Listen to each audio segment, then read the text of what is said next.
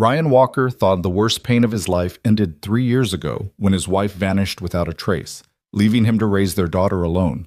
But on Christmas Eve, in a crowded mall, he came face to face with the woman who destroyed him, and she was crying. Before he could react, his 5-year-old daughter broke free from his grip and ran straight into her mother's arms. What happened next would force Ryan to confront a truth that shattered everything he believed about the woman he once loved. Stay with me until the end, and comment what city you're watching from. I want to see how far this story travels. The fluorescent lights of Riverside Mall blazed with artificial cheer, competing with the genuine warmth of 1,000 Christmas decorations that transformed the sprawling shopping center into a winter wonderland. Garlands of silver and gold twisted around railings, enormous red bows adorned every storefront, and a massive Christmas tree dominated the center court, its branches heavy with ornaments that caught the light and threw it back in dancing fragments of color. Ryan Walker barely noticed any of it. He moved through the crowd with the practiced efficiency of a single father on a mission, one hand firmly gripping his daughter Mia's smaller hand, the other clutching a crumpled shopping list that seemed to grow longer every time he looked at it. His dark hair, slightly too long because he kept forgetting to schedule a haircut, fell across his forehead as he navigated around a family stopped dead in the middle of the walkway to take selfies with Santa's workshop display. "Daddy, can we see Santa?" Mia asked, her voice bright with the kind of hope that 5-year-olds possessed in abundance. Her blonde curls, so much like her mother's, though Ryan tried not to think about that, bounced as she craned her neck to look up at him. "Maybe after we finish shopping, Princess," Ryan said, his voice automatically softening the way it always did when he spoke to his daughter. "We still need to get presents for Grandpa and Aunt Sarah, remember?"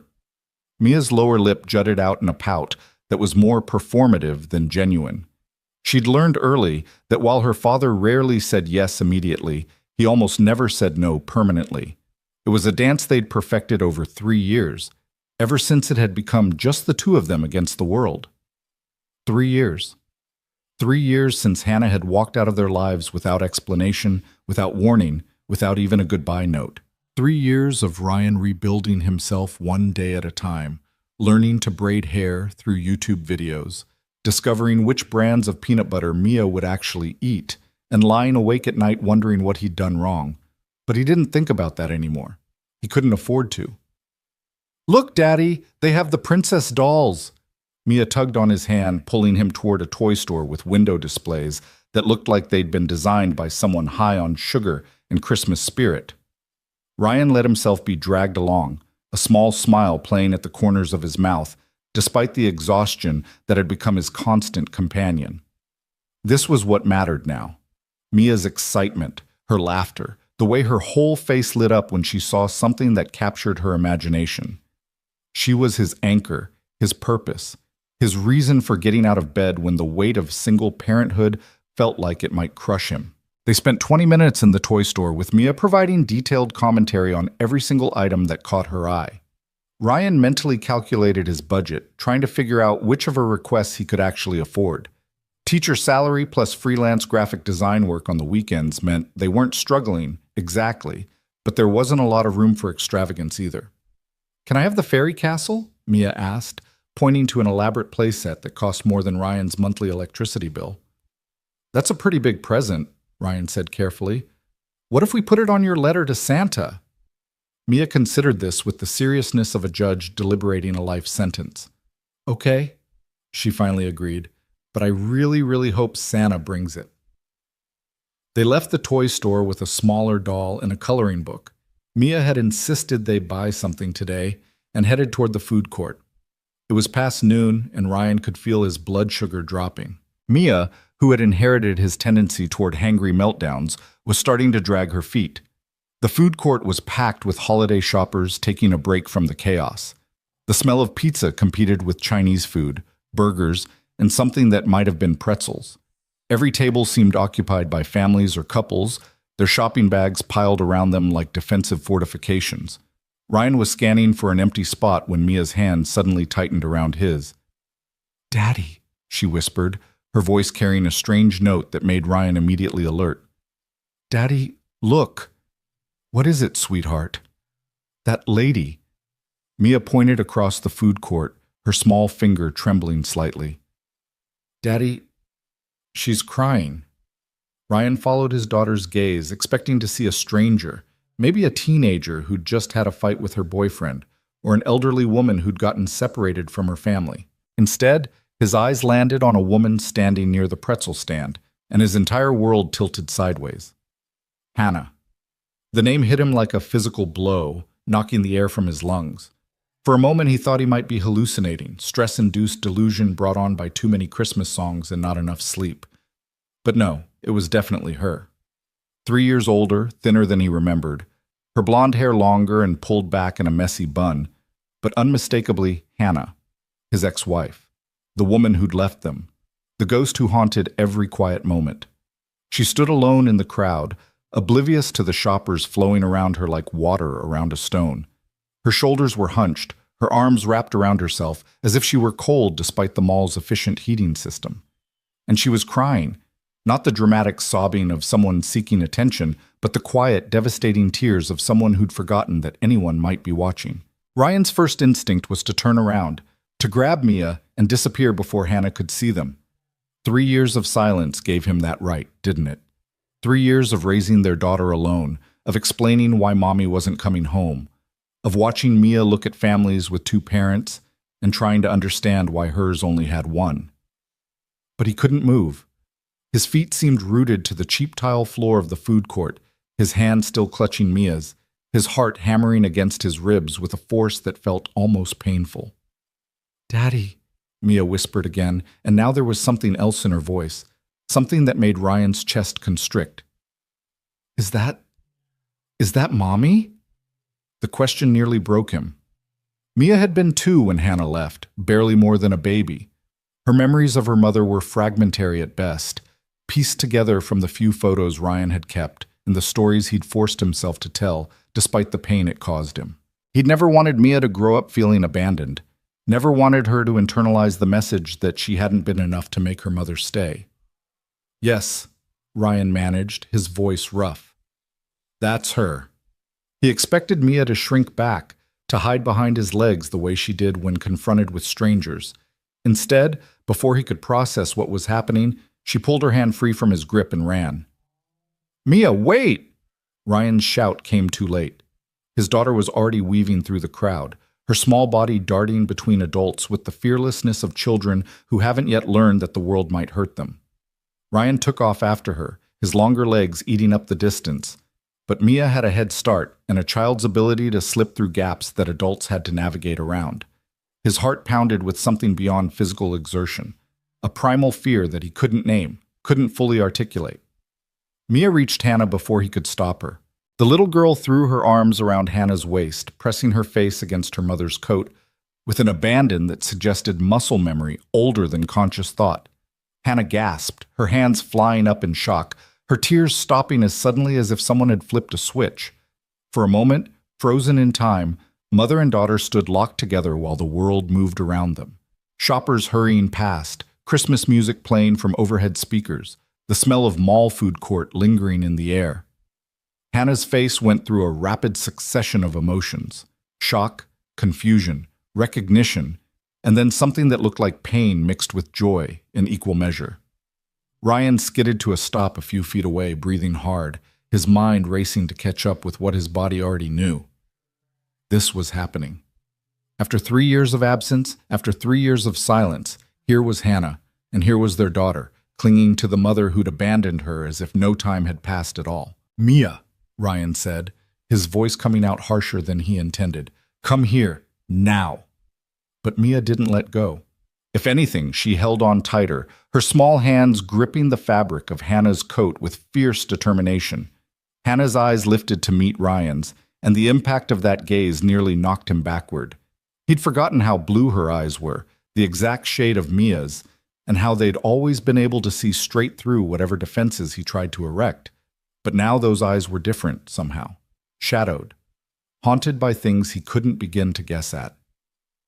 "Ryan," Hannah whispered, and hearing his name in her voice after 3 years of silence felt like touching a live wire. I never thought—" "Come on, Mia," Ryan said again, ignoring Hannah completely. He couldn't do this. Not here, not now, not ever. "We need to finish our shopping." He reached for his daughter, intending to physically pull her away if necessary, but Mia turned her face up to him with an expression that stopped him cold. Her eyes, Hannah's eyes, were wet with tears, but her jaw was set with a stubbornness that was pure Ryan. "She's sad, Daddy," Mia said, her voice small but certain. "We can't leave her when she's sad." The simple logic of a 5-year-old. The uncomplicated compassion of someone too young to understand betrayal, abandonment, or the 1,000 ways that love could turn into hurt. Ryan wanted to explain that some sadness was earned, that Hannah had made her choices and had to live with the consequences, that they'd survived without her and didn't need her crashing back into their lives, especially not on Christmas Eve, especially not when they'd finally started to feel like they might be okay. But he couldn't say any of that. Not to Mia. Not while his daughter looked at him with such trust, such certainty that her father would do the right thing, even if she was too young to understand that sometimes the right thing was walking away. "Please," Hannah said, and the word came out broken, desperate. Her hands had lowered to rest gently on Mia's shoulders, as if she couldn't quite believe the little girl was real. "Please, Ryan, can we talk? 5 minutes, that's all I'm asking." 5 minutes? It seemed like such a small request, such an insignificant amount of time. But Ryan knew better. 5 minutes could unravel 3 years of careful healing. 5 minutes could undo all the work he'd done to build a life that felt stable, predictable, safe. "You don't get to ask for anything," Ryan said, his voice low and hard. "You gave up that right when you left." Hannah flinched as if he'd struck her, but she didn't let go of Mia. "I know," she said quietly. "I know I don't deserve it, but I'm asking anyway. For her sake, if not mine." It was a low blow invoking Mia, and they both knew it. Ryan's hands clenched into fists at his sides. Every instinct screamed at him to grab his daughter and run, to put as much distance between them and this ghost from their past as possible. But Mia was watching him with those impossibly blue eyes, and he could see the question forming behind them. Would Daddy be kind? Would Daddy be the person he'd always taught her to be? The person who helped others, who listened, who tried to understand? The weight of his own parenting came back to bite him. 5 minutes, Ryan finally said, the words feeling like they were being dragged from somewhere deep inside his chest. "That's it. Then we're done." Hannah's relief was so palpable it was almost painful to witness. "Thank you," she breathed. "Thank you, Ryan." He didn't respond. Instead, he looked around the crowded food court, searching for somewhere they could have this conversation without an audience of holiday shoppers. His eyes landed on a small cafe tucked into a corner, one of those chain coffee shops that seem to exist in every mall in America. "There," he said, pointing. "We'll talk there." The walk to the cafe felt surreal, like moving through a dream where everything was slightly off. Ryan kept one hand on Mia's shoulder, a possessive gesture that he wasn't proud of but couldn't seem to stop. Hannah walked beside them, maintaining a careful distance, as if she understood that any attempt to get closer would shatter the fragile agreement they'd reached. The cafe was quieter than the main food court, with a handful of tables occupied by people tapping on laptops or reading books. Christmas music played here too, but softer, almost gentle. Ryan claimed a table in the back corner, away from the windows, away from the other customers, and lifted Mia into her chair with practiced ease. Hannah slid into the seat across from them, her movements tentative, uncertain. She looked smaller than Ryan remembered, diminished somehow, as if the last 3 years had worn her down in ways that went beyond the physical. For a long moment, nobody spoke. The silence stretched between them like a physical thing, heavy with all the words that had gone unsaid for 3 years. Ryan could hear his own heartbeat, fast and irregular. Beside him, Mia swung her legs under the table, her eyes moving between her parents with an expression that suggested she understood more than she should. Finally, Ryan broke the silence. "Why now?" The question came out flat, toneless. 3 years, Hannah. 3 years of nothing, and you show up on Christmas Eve? What the hell do you want? Hannah's hands trembled as she wrapped them around an imaginary cup of coffee, a nervous gesture he recognized from their marriage. "I didn't plan this," she said quietly. "I didn't know you'd be here. I didn't know I've been in therapy, Ryan, working through things. And my therapist said, I don't care what your therapist said. Ryan cut her off, his voice sharp enough that Mia flinched. He forced himself to lower his volume. You left us. You left your daughter when she was 2 years old, and you never looked back. Do you have any idea what that did to her? What that did to me? Yes, Hannah whispered, and now there were tears sliding down her cheeks again. Yes, I do. I think about it every single day. I think about how I failed you both. How I failed. Ryan's laugh was bitter, caustic. That's what you call it? Failure. You didn't fail a test, Hannah. You abandoned your family. I know. Hannah's voice broke on the words. I know what I did, and I know sorry isn't enough. It could never be enough. But I need you to understand. Understand what? Ryan demanded. What could you possibly say that would make this okay? Hannah opened her mouth, then closed it again. Her eyes dropped to the table, and for a moment Ryan thought she might stand up and walk away. Part of him hoped she would. It would be easier that way, to go back to hating the memory of her rather than facing the reality of her presence. But then Mia spoke up, her small voice cutting through the tension like a knife through butter. Are you sick, Mommy? She asked, her head tilted to one side with innocent curiosity. Is that why you went away? The question was so unexpected, so achingly perceptive in the way that children could sometimes be, that both adults froze. Ryan stared at his daughter, wondering where she'd gotten that idea, while Hannah's face crumpled with an emotion he couldn't quite name. Yes, Hannah finally said, her voice barely above a whisper. Yes, sweetie, I was sick, very sick. But you're better now? Mia pressed, leaning forward with intense interest. That's why you came back? Hannah's eyes lifted to meet Ryan's, and in them he saw a plea, asking permission, asking for understanding, asking for something he wasn't sure he was capable of giving. I'm getting better, Hannah said carefully. I'm trying to be better. It's hard, and it takes a long time, but I'm trying. Ryan wanted to interrupt, to call her out on the vague non-answers, but something stopped him.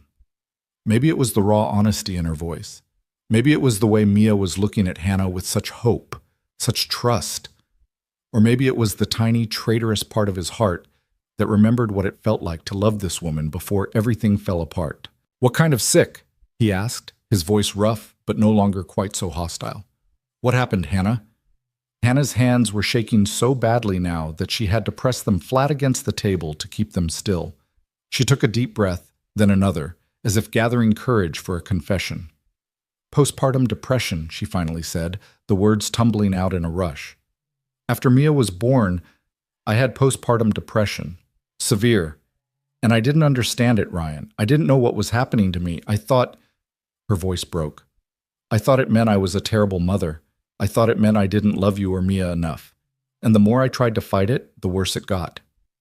Ryan felt like the ground had shifted beneath his feet. Postpartum depression. The words echoed in his mind, pulling up memories he'd buried. Hannah's tearful nights, her distant stares, the way she'd sometimes look at Mia with an expression that seemed more like terror than love. He'd noticed, of course he'd noticed, but he'd attributed it to exhaustion, to the normal stress of new parenthood. Why didn't you tell me? He asked, and now his voice was quieter, the anger seeping away to reveal the hurt beneath. Why didn't you let me help you? Because I was ashamed, Hannah said, tears streaming freely now. Because I looked at other mothers who seemed to handle everything so easily, and I couldn't understand why I was struggling so much. Because every time I looked at Mia, I felt like I was failing her, and I thought, she swallowed hard, I thought if I left, you'd find someone better, someone who could be the mother she deserved. The confession hung in the air between them, heavy with years of pain and misunderstanding. Ryan's mind was racing, trying to reconcile this new information with the narrative he'd constructed over the past 3 years. He told himself Hannah had left because she didn't care, because she'd found something or someone more important than her family. The possibility that she'd left because she cared too much, that her love had been warped by illness into something that looked like abandonment, had never occurred to him. You should have told me, he repeated, but the accusation had lost its bite. We could have gotten you help. We could have... I couldn't think clearly, Hannah interrupted, her voice desperate with the need to be understood. That's what depression does, Ryan. It lies to you. It tells you that everyone would be better off without you, that you're a burden, that your presence causes more harm than good. And I believe those lies. God help me, I believed them so completely that leaving seemed like the kindest thing I could do.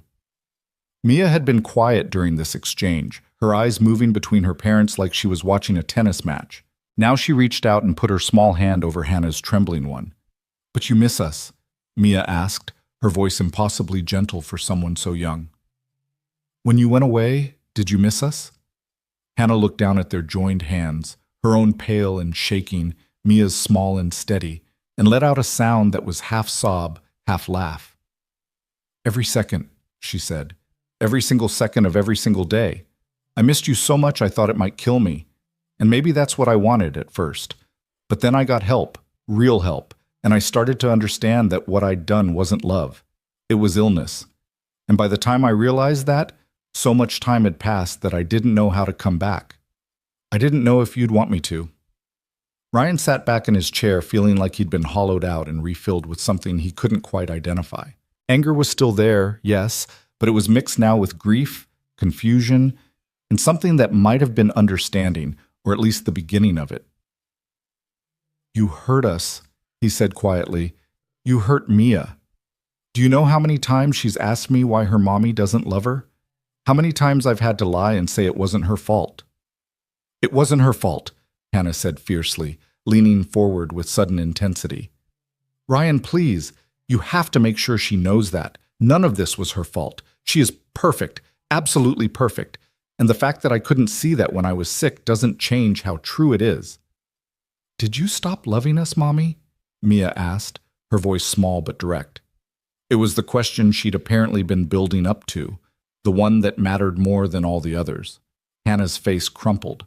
She reached across the table with both hands, not quite touching Mia but coming close, as if afraid that contact might break the spell. "Never," she said, her voice thick with tears. "Not for 1 second. Not even when I was at my sickest, when I couldn't think straight, when everything felt dark and terrible. Even then, I loved you. I loved you so much it scared me." "Then it's okay," Mia said with the simple certainty of a child who hasn't yet learned that love doesn't fix everything. "You're here now." Ryan closed his eyes, overwhelmed by the conversation, by the revelations, by the weight of 3 years' worth of pain trying to be compressed into 5 minutes. He could feel his carefully constructed defenses cracking, the walls he'd built to protect himself and Mia starting to crumble. This wasn't supposed to happen. Hannah was supposed to be the villain in their story, the woman who'd chosen herself over her family, who'd proven that love wasn't enough, who'd left them to pick up the pieces alone. The narrative was clean that way, simple. It made sense. But this, mental illness, depression, a mother who'd left because she'd believed it was the right thing to do. This was messier, more complicated, harder to categorize as simply good or bad. "My mom is sick too," Hannah said suddenly, pulling Ryan from his thoughts. "My mother. She has cancer, stage 4. The doctors say..." She trailed off, unable to finish the sentence. "I came home to take care of her. That's why I'm back in town. I've been here for 2 weeks trying to work up the courage to maybe see you guys. But I didn't know how. I didn't know if you'd even want to see me. And then today, I was feeling overwhelmed, and I came to the mall because it seemed less lonely than my mother's empty house, and then Mia found you," Ryan finished quietly. "And then Mia found me," Hannah agreed, a ghost of a smile touching her lips as she looked at their daughter, "just like she always did when I couldn't find myself." The reference to the past, to when they'd been a family, when Hannah would hide during bad days and tiny Mia would seek her out with the instinct of someone following a homing signal, hit Ryan harder than he expected. He remembered those moments, though he'd tried to forget them. Hannah curled up in the bedroom with the lights off, Mia toddling in with her favorite stuffed animal to keep Mommy company. He'd thought it was sweet at the time. Now he understood it had been a symptom of something much darker. "I'm sorry about your mom," Ryan said, because whatever else had happened between them, he'd always liked Hannah's mother. Eleanor had been kind to him, had welcomed him into the family, had cried happy tears at their wedding. The news that she was dying felt like another loss piled onto the ones they were already trying to process. "Thank you," Hannah said quietly. "She asks about you sometimes. About Mia. I show her the pictures from your Facebook page. I hope that's not creepy. I needed to see that you were okay, that Mia was growing up happy and healthy." Ryan hadn't known Hannah was following his social media. He'd never blocked her. It had seemed pointless when she'd disappeared so completely, but he'd never thought about her actually looking, actually keeping track of them from a distance. "How long are you staying?" The question came out before Ryan could stop it, and he immediately regretted asking. It sounded too much like interest, like caring, like he was considering something he absolutely should not be considering. "I don't know," Hannah admitted. "As long as Mom needs me. Weeks, maybe months. We're taking it day by day." "I'm sorry," Mia said suddenly, her voice sad. "I'm sorry your mommy is sick too." Hannah's composure finally shattered completely. She put her face in her hands and sobbed. Not the quiet tears from before, but the kind of crying that came from somewhere deep and broken inside. Mia looked alarmed, her eyes flying to Ryan for guidance. Against his better judgment, against every self-protective instinct he possessed, Ryan reached across the table and put his hand over Hannah's wrist. Just that. A simple touch, brief and careful. But it was enough to make her lift her head, her eyes red and swollen, her face blotchy with tears. "Thank you," she whispered, not pulling away from his touch. "Thank you for talking to me, for letting me explain. I know it doesn't change anything, but it changes some things," Ryan interrupted quietly. He pulled his hand back, already regretting the gesture, but unable to fully regret it at the same time. "It doesn't fix everything. It doesn't erase 3 years. But it changes some things." Hannah nodded, wiping at her face with the back of her hand in a gesture so familiar it made Ryan's chest ache. They sat in silence for a moment, the weight of the conversation settling around them like snow. Finally, Ryan glanced at his watch. More than 5 minutes had passed, significantly more. The mall would be closing in a few hours, and he still had shopping to finish. Life was calling him back, pulling him away from this suspended moment. "We should go," he said, not unkindly. "Mia needs lunch, and we still have things to do." He expected Hannah to nod, to accept the dismissal, to disappear back into whatever life she'd been living without them. Instead, Mia's hand shot up, gripping his sleeve with surprising strength. "Daddy?" she said, her voice taking on that particular tone that meant she was about to ask for something big. "Can Mommy come have Christmas with us?" The question landed like a bomb in the middle of their carefully polite conversation. Ryan's mind went blank, unable to process the request. Christmas was tomorrow. Christmas Eve was tonight. Mia was asking if the woman who'd abandoned them could just come back? Just like that? "Mia, I don't think—" Ryan started. "Please?" Mia interrupted, her eyes wide and pleading. "She's sad and alone, and it's Christmas. You always say Christmas is for family." The words hit like an arrow straight to Ryan's heart. He'd been the one to tell Mia that. He'd been the one to teach her that Christmas was about forgiveness, about bringing people together, about love that overcame obstacles. And now his own daughter was throwing his teachings back at him, asking him to practice what he'd preached. He looked at Hannah, who had gone very still, barely breathing, as if afraid that any movement might shatter this impossible moment. "Mia, it's complicated," Ryan tried again, struggling to find words that would be honest but not crushing. "Mommy has her own plans, and we have ours, and—" "I don't," Hannah said quietly. "I don't have plans. It's just going to be me and Mom, and she'll probably sleep through most of the day because of the medication." The admission made everything worse. Ryan could picture it, Hannah alone in her dying mother's house, watching the clock tick down on Christmas Day, thinking about the daughter she couldn't see and the family she'd lost. The image was almost painful in its loneliness. "Daddy, please," Mia said again, and now there were tears in her eyes. "Just for dinner, just so Mommy isn't sad on Christmas." Ryan felt trapped between his daughter's compassion and his own need for self-preservation. Letting Hannah back into their lives, even for one dinner, felt dangerous. It felt like opening a door he'd nailed shut, like inviting chaos back into the calm they'd worked so hard to achieve. but he looked at Mia's face, so hopeful, so certain that her father would do the right thing, and he felt his resolve crumbling. "I need to think about it," he finally said, the compromise feeling weak even as he spoke it. "Can you? Do you have a phone number I can call later today?"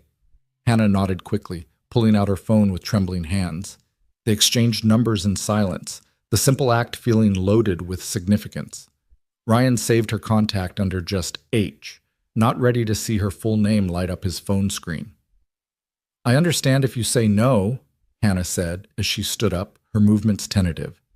"I understand that I don't have the right to ask for anything, but thank you for considering it, and thank you for letting me explain." She looked down at Mia, her expression so full of love and loss that Ryan had to look away. "Goodbye, sweetheart. Thank you for the hug. It meant more to me than you'll ever know." "Not goodbye," Mia said firmly. "See you later." It was a statement, not a question, the absolute certainty of a child who believed that wanting something badly enough could make it true. Hannah's smile was watery but genuine. "See you later," she echoed softly. Then she turned and walked away, disappearing into the mall crowd like a ghost fading in sunlight.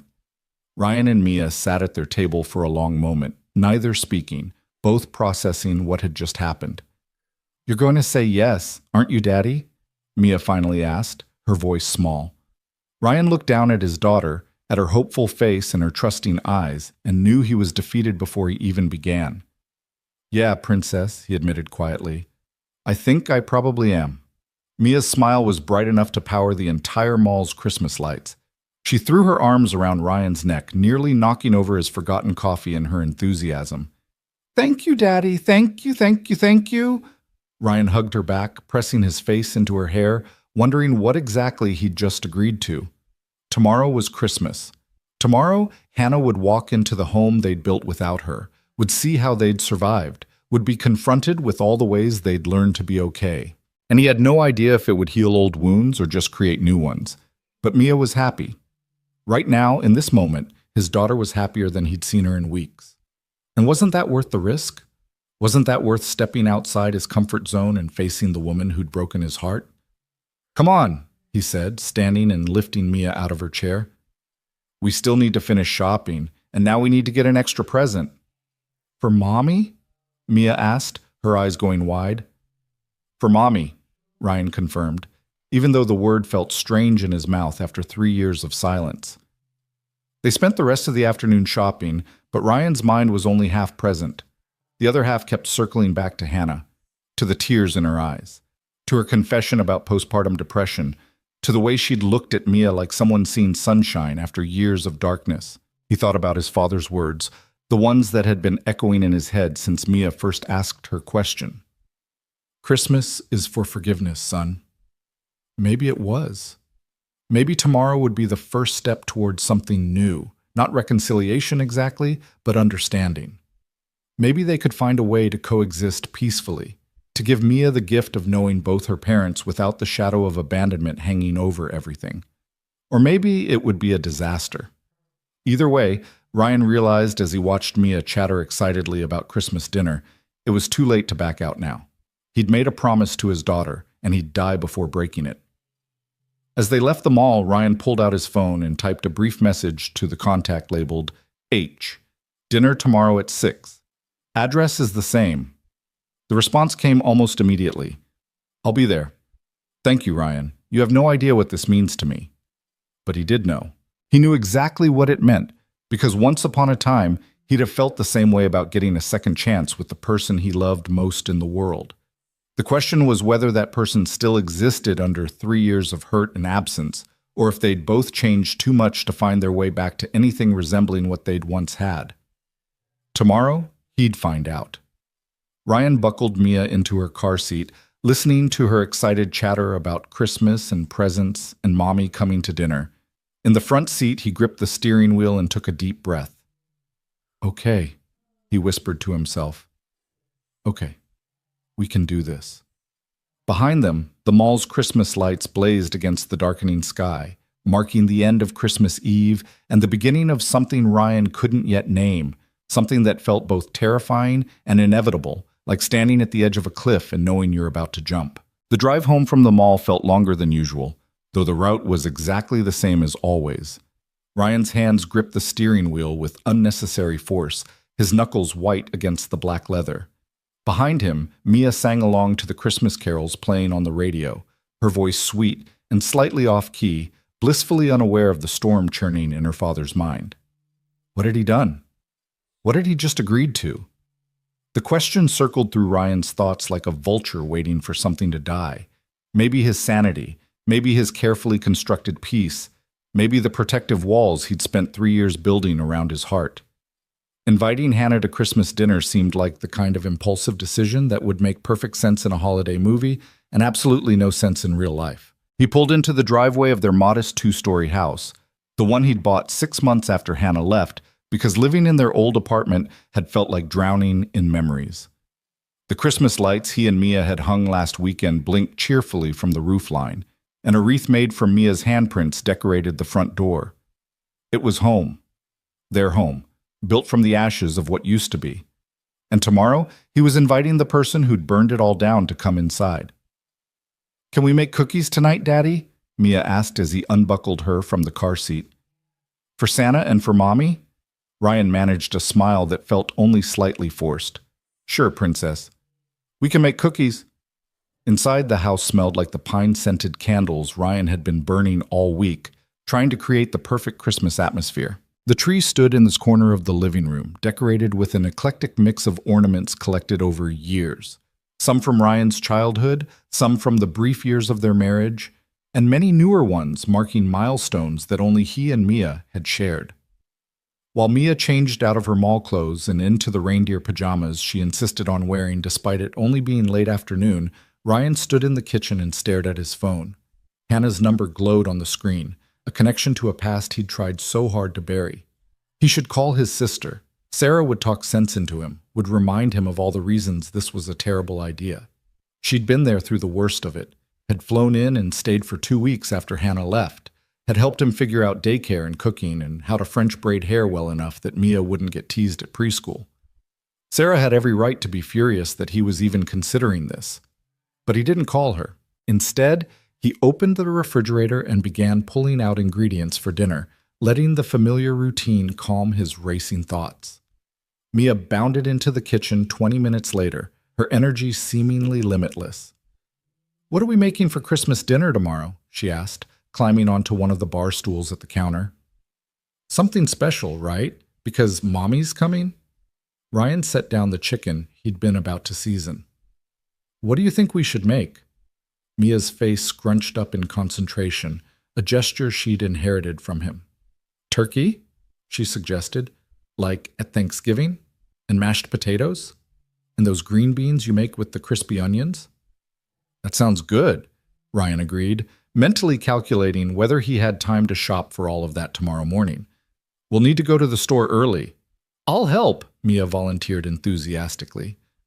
"I'm a good helper, right, Daddy?" "The best helper," Ryan confirmed, reaching over to ruffle her hair. They made dinner together, just spaghetti and frozen meatballs, nothing fancy, and ate while watching a Christmas movie that Mia had seen approximately 700 times but still found hilarious. Ryan tried to focus on the screen, tried to lose himself in his daughter's laughter, but his mind kept drifting back to Hannah's face in the mall. The tears, the trembling hands, the raw vulnerability when she talked about postpartum depression. He'd failed her. The realization sat heavy in his stomach, making the pasta taste like sawdust. He'd been her husband, had promised to support her in sickness and health, and he'd been so consumed with being a new father that he'd missed the signs of his wife falling apart. But she'd also failed him, hadn't she? Failed them both. Walking away without explanation, without giving him a chance to help, without trusting him enough to be honest about what she was going through. The competing narratives warred in his head, victim and villain, abandoner and abandoned, sick woman and absent mother. Nothing was as simple as he thought it was this morning, when Hannah had still been just a ghost from his past, instead of a complicated, broken person asking for a second chance. After dinner, they made cookies. Chocolate chip, because those were Mia's favorite. The kitchen filled with the warm smell of baking, and flour ended up everywhere despite Ryan's best efforts to contain it. Mia insisted on decorating some of the cookies with icing and sprinkles, turning them into abstract art pieces that were more sugar than substance. "This one is for Mommy," Mia announced, holding up a cookie that had so many sprinkles it was barely visible beneath them. "She'll like it, right?" Ryan looked at the cookie, lopsided and enthusiastic and made with pure love, and felt his throat tighten. "She'll love it," he said quietly. After cookies came bath time, then teeth brushing, then the elaborate bedtime routine that had evolved over 3 years of single parenthood. Ryan read 3 stories, one more than usual because it was Christmas Eve and Mia had deployed her most devastating puppy dog eyes. Then he tucked her in, made sure her nightlight was on, and kissed her forehead. "Daddy?" Mia's voice stopped him at the door. "Are you sad about Mommy coming tomorrow?" The question caught him off guard. He turned back to see Mia propped up on one elbow, her blue eyes, Hannah's eyes, watching him with concern beyond her years. "I'm not sad," Ryan said slowly, coming back to sit on the edge of her bed. It's complicated, Princess." "Because she went away?" "Yeah, because she went away." Mia was quiet for a moment, processing. "But she was sick," she finally said. "People can't help being sick. You told me that when I got the flu." Ryan had to smile at the child logic, even as it skewered him. "You're right. People can't help being sick." "So we should forgive her, right? Like in the Christmas story? Like how they forgave Scrooge even though he was mean?" When had his daughter become so wise? Ryan wondered. When had she learned to distill complex adult emotions into simple truths? "We'll try," Ryan said, smoothing back her hair. "We'll try to forgive her." "Good," Mia said, satisfied. She yawned hugely, her eyes already starting to close. "I already forgived her. She's my mommy." Ryan sat there for a long time after Mia fell asleep, watching her breathe in the dim glow of the nightlight. She looked so peaceful, so certain that tomorrow would be wonderful, simply because she'd decided it would be. He envied that certainty, that ability to trust so completely. Finally, he stood and left the room, pulling the door mostly closed behind him. Downstairs, the house felt too quiet, too empty. He cleaned up the kitchen, putting away the cookies and loading the dishwasher, moving on autopilot while his mind spun in circles. His phone buzzed. A text from Sarah. "Merry Christmas Eve, little brother. How's my favorite niece?" Ryan stared at the message for a long moment, then typed back. "She's good. Excited about tomorrow." He hesitated, his thumbs hovering over the keyboard, then added, "We ran into Hannah at the mall today." The response was almost instantaneous. "What? Are you okay? Is Mia okay?" "We're fine," Ryan typed. It was unexpected. 3 dots appeared, disappeared, appeared again. Finally, "Do you want to talk about it?" Ryan did and didn't want to talk about it in equal measure, but Sarah deserved to know, especially since "I invited her to Christmas dinner," he typed quickly before he could lose his nerve. This time the phone actually rang. Sarah's face appeared on the screen, her expression a mix of concern and disbelief. "You invited her to what?" "Hi to you too," Ryan said, settling onto the couch with a sigh. "Ryan, what the hell? After everything she did? After she abandoned you and Mia for 3 years without a word?" Sarah's voice was sharp, protective. She'd never forgiven Hannah for leaving, had deleted every photo of her from family albums, had pointedly referred to her as that woman for the past 3 years. "I know," Ryan said tiredly. "I know it sounds crazy." "It doesn't sound crazy. It is crazy. Please tell me this was Mia's idea and you just couldn't say no to her." Ryan winced. "It was Mia's idea," he admitted. "But Sarah, you should have seen Hannah. She was crying in the middle of the mall, and when she saw Mia, he broke off, struggling to find words. "She has postpartum depression. That's why she left. She thought we'd be better off without her." There was a long silence on the other end. When Sarah spoke again, her voice was softer but still skeptical. "Postpartum depression doesn't give someone a pass on abandoning their family, Ryan. Yes, it's a real illness and it's serious, but there are treatments, there's therapy, there's medication. She had options besides just disappearing." "I know," Ryan said again. "I'm not saying what she did was okay. I'm just saying it's more complicated than I thought." And you think one Christmas dinner is going to fix 3 years of damage? No, Ryan said quietly. I don't think it's going to fix anything, but Mia asked, and I couldn't tell her no. You know how she is. Sarah sighed heavily. I do know how she is. That kid could convince anyone to do anything with those eyes. She gets that from you, by the way. You had the same puppy dog look when we were kids. Despite everything, Ryan smiled. I did not. You absolutely did. How do you think you got me to take the blame that time you broke Mom's vase? They talked for a few more minutes, Sarah extracting a promise that Ryan would call her immediately if the dinner went south. And I'm coming over the day after Christmas, she declared. I need to assess the damage in person. After they hung up, Ryan sat in the quiet living room, staring at the Christmas tree lights. They blinked in a pattern, blue, white, red, green, hypnotic and soothing. He remembered picking out this tree with Mia, how she'd insisted on the one that was slightly crooked because it looked sad and needed a home. His daughter had a gift for seeing the lonely, the broken, the ones who needed help. Maybe that's what she'd seen in Hannah today. Not the mother who'd abandoned her, but a person in pain who needed forgiveness. Ryan's phone buzzed again. This time it was from Hannah. I can't sleep. I keep thinking about today. About Mia. She's so beautiful, Ryan. You've done an amazing job with her. He stared at the message for a long time before responding. She asks about you sometimes. I always told her you loved her, even when you weren't here. Thank you for that. I don't deserve it, but thank you. Ryan typed and deleted 3 different responses before finally settling on, see you tomorrow at 6. We're having turkey.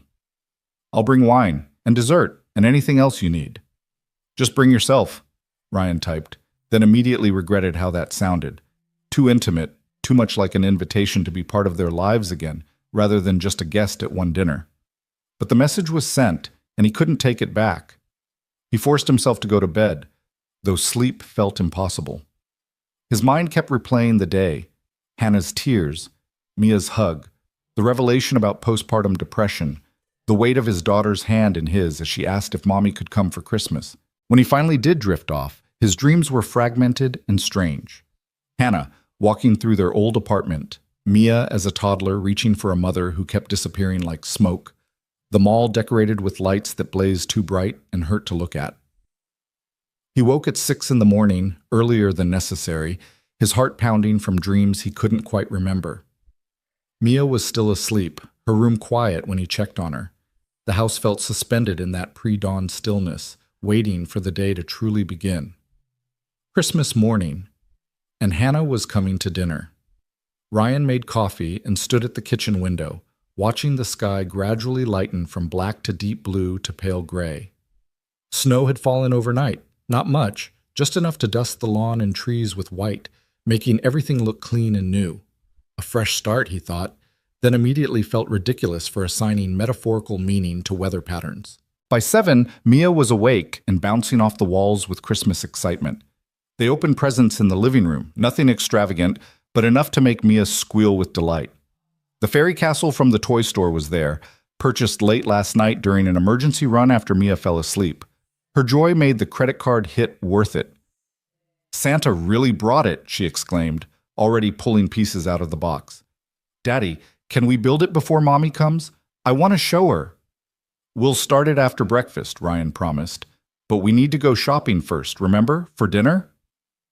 The grocery store was predictably chaotic on Christmas morning, full of last-minute shoppers who'd forgotten cranberry sauce or realized they needed more butter. Ryan navigated the crowds with practiced efficiency, Mia riding in the cart and providing running commentary on everything they passed. They bought a turkey, already defrosted and ready to cook, potatoes, green beans, cranberry sauce, both canned and fresh cranberries because Ryan wasn't sure which one Hannah preferred, ingredients for stuffing, gravy mix because Ryan had attempted homemade gravy once, and it had been a disaster, rolls, and at Mia's insistence, ingredients for hot chocolate. Because Mommy used to make it for me when I was little. Ryan didn't remember Hannah making hot chocolate. Mia had been so young when Hannah left, but he didn't correct her. Maybe it was a real memory. Maybe it was something Mia had constructed from wishes and fragments. Either way, they bought cocoa and marshmallows. Back home, the turkey went in the oven, filling the house with the smell of roasting meat and herbs. Ryan moved through the kitchen like a machine, prepping side dishes, setting the table with the nice plates they almost never used, trying not to think too hard about what was coming. Mia worked on her fairy castle at the coffee table, occasionally calling out questions or showing Ryan her progress. The normalcy of it helped. This was just another day, just another Christmas, just dinner with a guest who happened to be Mia's mother. Except it wasn't, and pretending otherwise was exhausting. By 4 o'clock, Ryan found himself changing clothes for the third time. Nothing felt right. The button-down was too formal, like he was trying too hard. The t-shirt was too casual, like he didn't care. He finally settled on a dark green Henley and jeans, presentable but not overdressed. "You look nice, Daddy," Mia said when he came downstairs. She'd insisted on wearing her Christmas dress, red velvet with white trim, her hair in 2 neat braids that Ryan was privately very proud of. "You look beautiful, Princess," he said, meaning it completely. 5:30 came and went. Ryan found himself watching the clock, his stomach twisted in knots. The turkey was resting, the potatoes were keeping warm, everything was ready. All they needed was... The doorbell rang at precisely 6 o'clock. For a moment, Ryan couldn't move. He stood frozen in the kitchen, listening to Mia's excited footsteps running toward the front door. This was it. No more hypotheticals, no more wondering. Hannah was here, standing on their porch, about to enter the life they'd built without her. "Daddy, Mommy's here!" Mia's voice carried through the house, high and excited. Ryan forced his feet to move, walking toward the entryway on legs that felt made of wood. Mia had already opened the door, and there was Hannah, snow-dusting her dark coat, her hair pulled back in a neat ponytail. Her face carefully made up in a way that suggested she'd spent as much time getting ready as Ryan had. She held a wine bottle in one hand and a bakery box in the other, and when her eyes met Ryan's over Mia's head, he saw his own nervousness reflected back at him. "Hi," Hannah said softly. "Thank you for having me." "Hi," Ryan managed. "Come in. It's freezing out there." Hannah stepped inside, and suddenly the house felt smaller, more crowded. She looked around, taking in the changes, the different furniture, the photos on the walls that marked years she'd missed, the life that had continued without her. "Your home is beautiful," she said, her voice catching slightly on the word your instead of our. Mia grabbed Hannah's hand, pulling her toward the living room. "Come see my fairy castle. Santa brought it and Daddy helped me build it." Ryan took Hannah's coat and the wine, hanging one in the closet and carrying the other to the kitchen. His hands were shaking slightly, and he gripped the bottle harder to still them. He could hear Mia chattering in the living room, her voice bright with excitement, and Hannah's softer responses. When he returned to the living room, Hannah was crouched beside the fairy castle, listening intently as Mia explained the function of each turret and tower. She looked up when Ryan entered, and something in her expression made his breath catch, a mixture of grief and gratitude that was almost painful to witness. "It's an impressive castle," Hannah said, straightening up. "You did a great job building it." "Daddy helped," Mia said generously, "but I did most of it." "I can tell," Hannah said with a small smile. "You always were good at building things." The comment suggested memories Ryan didn't share, a past with Mia that he couldn't verify. It felt strange, this reminder that Hannah had known their daughter before he'd become the sole parent, that there were 2 years of Mia's life that both her parents remembered even if Mia didn't. "Dinner's ready whenever we want to eat," Ryan said, breaking the moment. They moved to the dining room, an awkward procession of 3 people trying to figure out how to be together. Ryan had set the table with 3 places, him at one end, Mia on the side, and Hannah at the other end, a safe distance.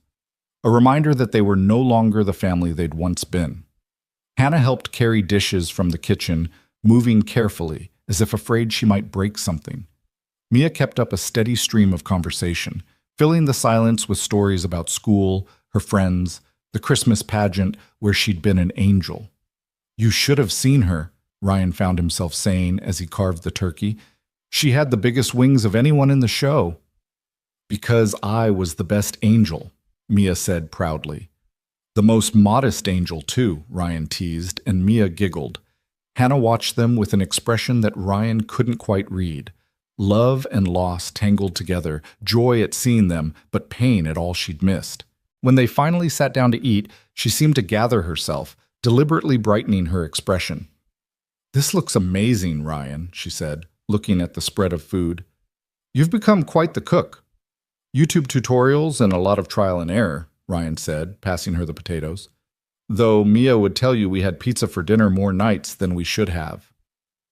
"Only sometimes," Mia said loyally, "and Daddy's spaghetti is really good." They ate, and slowly, gradually, some of the tension began to ease. Conversation flowed more naturally, helped along by Mia's constant questions and observations. Hannah asked about Ryan's teaching job, careful to avoid anything too personal. Ryan asked about Hannah's mother, and Hannah's expression shuddered briefly before she answered. "She's comfortable," Hannah said quietly.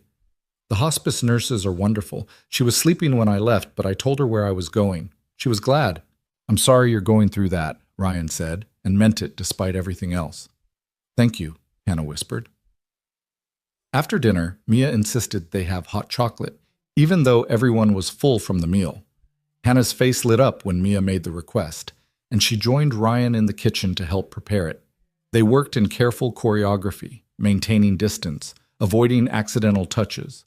But once, when Hannah reached for the milk at the same moment Ryan did, their hands brushed. The contact was brief, barely a second, but Ryan felt it like an electric shock. "Sorry," Hannah murmured, pulling back. "It's fine," Ryan said, his voice rougher than intended. They brought the hot chocolate to the living room, where Mia had curled up on the couch looking sleepy despite her excitement. The fairy castle stood on the coffee table, its small lights twinkling in the dimness. Ryan had turned on only the Christmas tree lights, creating a soft, warm atmosphere. "This is nice," Hannah said softly, settling into the armchair, notably not on the couch where Ryan and Mia sat. "Thank you again for letting me be here." "Mommy?" Mia's voice was getting drowsy, her head leaning against Ryan's shoulder. "Can you tell me a story, like you used to?" Hannah's eyes filled with tears. "You remember that?" "Kind of," Mia said. "I remember your voice. It was nice." "I'd love to tell you a story," Hannah said, her voice thick with emotion.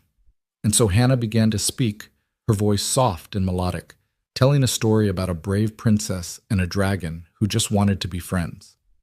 Ryan listened, and memories flooded back, nights when Hannah would read to baby Mia, her voice carrying through the apartment, the three of them crowded together in the nursery rocking chair.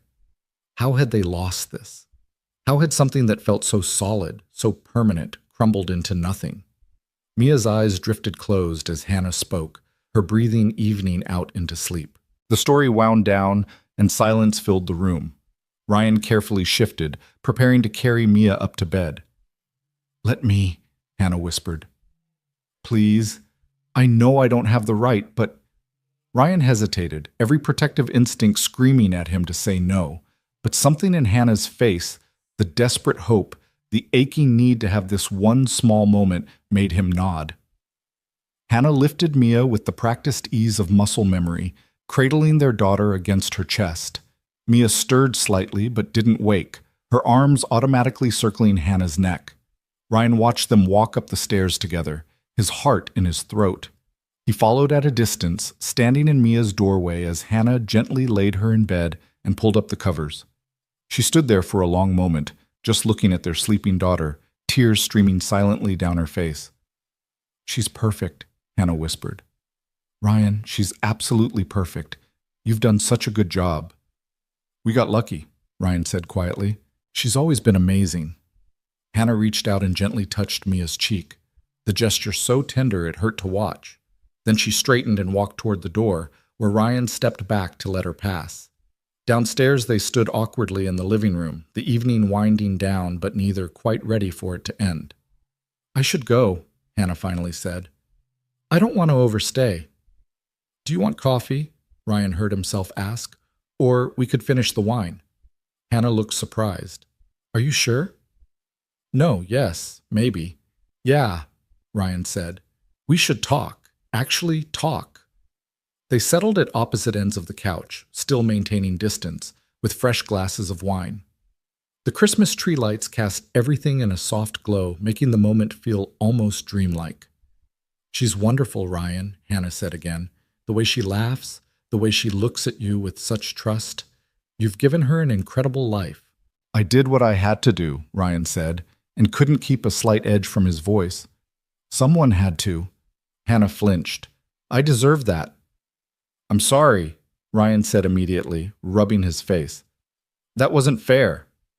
"It was completely fair," Hannah countered. "Ryan, I don't expect you to forgive me. I don't even expect you to understand. But I need you to know that leaving was the hardest thing I've ever done. And every day since has been about trying to become someone worthy of coming back." "Then why didn't you?" The question burst out of Ryan before he could stop it. "Why didn't you come back sooner? If you were getting help, if you were getting better, why wait 3 years? Hannah was quiet for a long moment, staring into her wine. "Fear," she finally admitted. "Pure, paralyzing fear that you'd tell me no, that Mia wouldn't remember me, that I'd lost my chance and there was no way back. Every time I thought about reaching out, I convinced myself it was too late, that I'd done too much damage, that you'd both moved on. We did move on," Ryan said quietly. "We had to. But that doesn't mean—" He stopped, unsure how to finish the sentence. "Doesn't mean what?" Hannah prompted gently. "I don't know," Ryan admitted. "I don't know what it means. All I know is that Mia was so happy tonight, and I haven't seen her that happy in a long time. And that has to mean something, right?" "It means she has a good heart," Hannah said, "like her father." The compliment made Ryan uncomfortable. He didn't want to be seen as good, as forgiving. He wanted to hold on to his anger because anger was safe. Anger kept him protected. But sitting here, watching Hannah struggle with her own emotions, seeing the genuine remorse in every line of her face, it was harder to maintain that anger than he'd expected. "I'm not ready to forgive you," Ryan said, needing to make that clear. "I don't know if I ever will be. What you did, leaving without explanation, without even trying to get help first, it nearly destroyed me. There were days I didn't think I could do it, days when Mia would cry for you and I had no idea how to explain where you'd gone or why you'd left." "I know," Hannah whispered. "God, Ryan, I know. And I would take it all back if I could. I would do everything differently." "But you can't," Ryan said simply. "We can't go back. We can only figure out what happens now." "What do you want to happen?" Hannah asked, her voice tentative. Ryan thought about it, really thought about it. "I want Mia to have a relationship with her mother," he finally said. "I want her to know that you love her, that you didn't leave because of anything she did. Beyond that?" He shook his head. "I don't know. I can't think that far ahead." "That's fair," Hannah said. "That's more than fair. Whatever you're willing to give, I'll take. Just thank you for tonight, for giving me this chance." They talked for another hour, carefully navigating around the biggest wounds while slowly excavating the smaller truths. Hannah told him about therapy, about the medication that finally helped clear the fog that had consumed her after Mia's birth. Ryan told her about learning to be a single parent, about the small victories and the hard days. It wasn't comfortable exactly, but it felt necessary, like lancing a wound that had been festering for too long. When Hannah finally left, standing on the porch as snow began to fall again, she turned back one more time. "Can I see her again? Maybe after the holidays, when things are less hectic?" Ryan nodded slowly. "We'll figure something out, for Mia's sake." "For Mia's sake," Hannah agreed.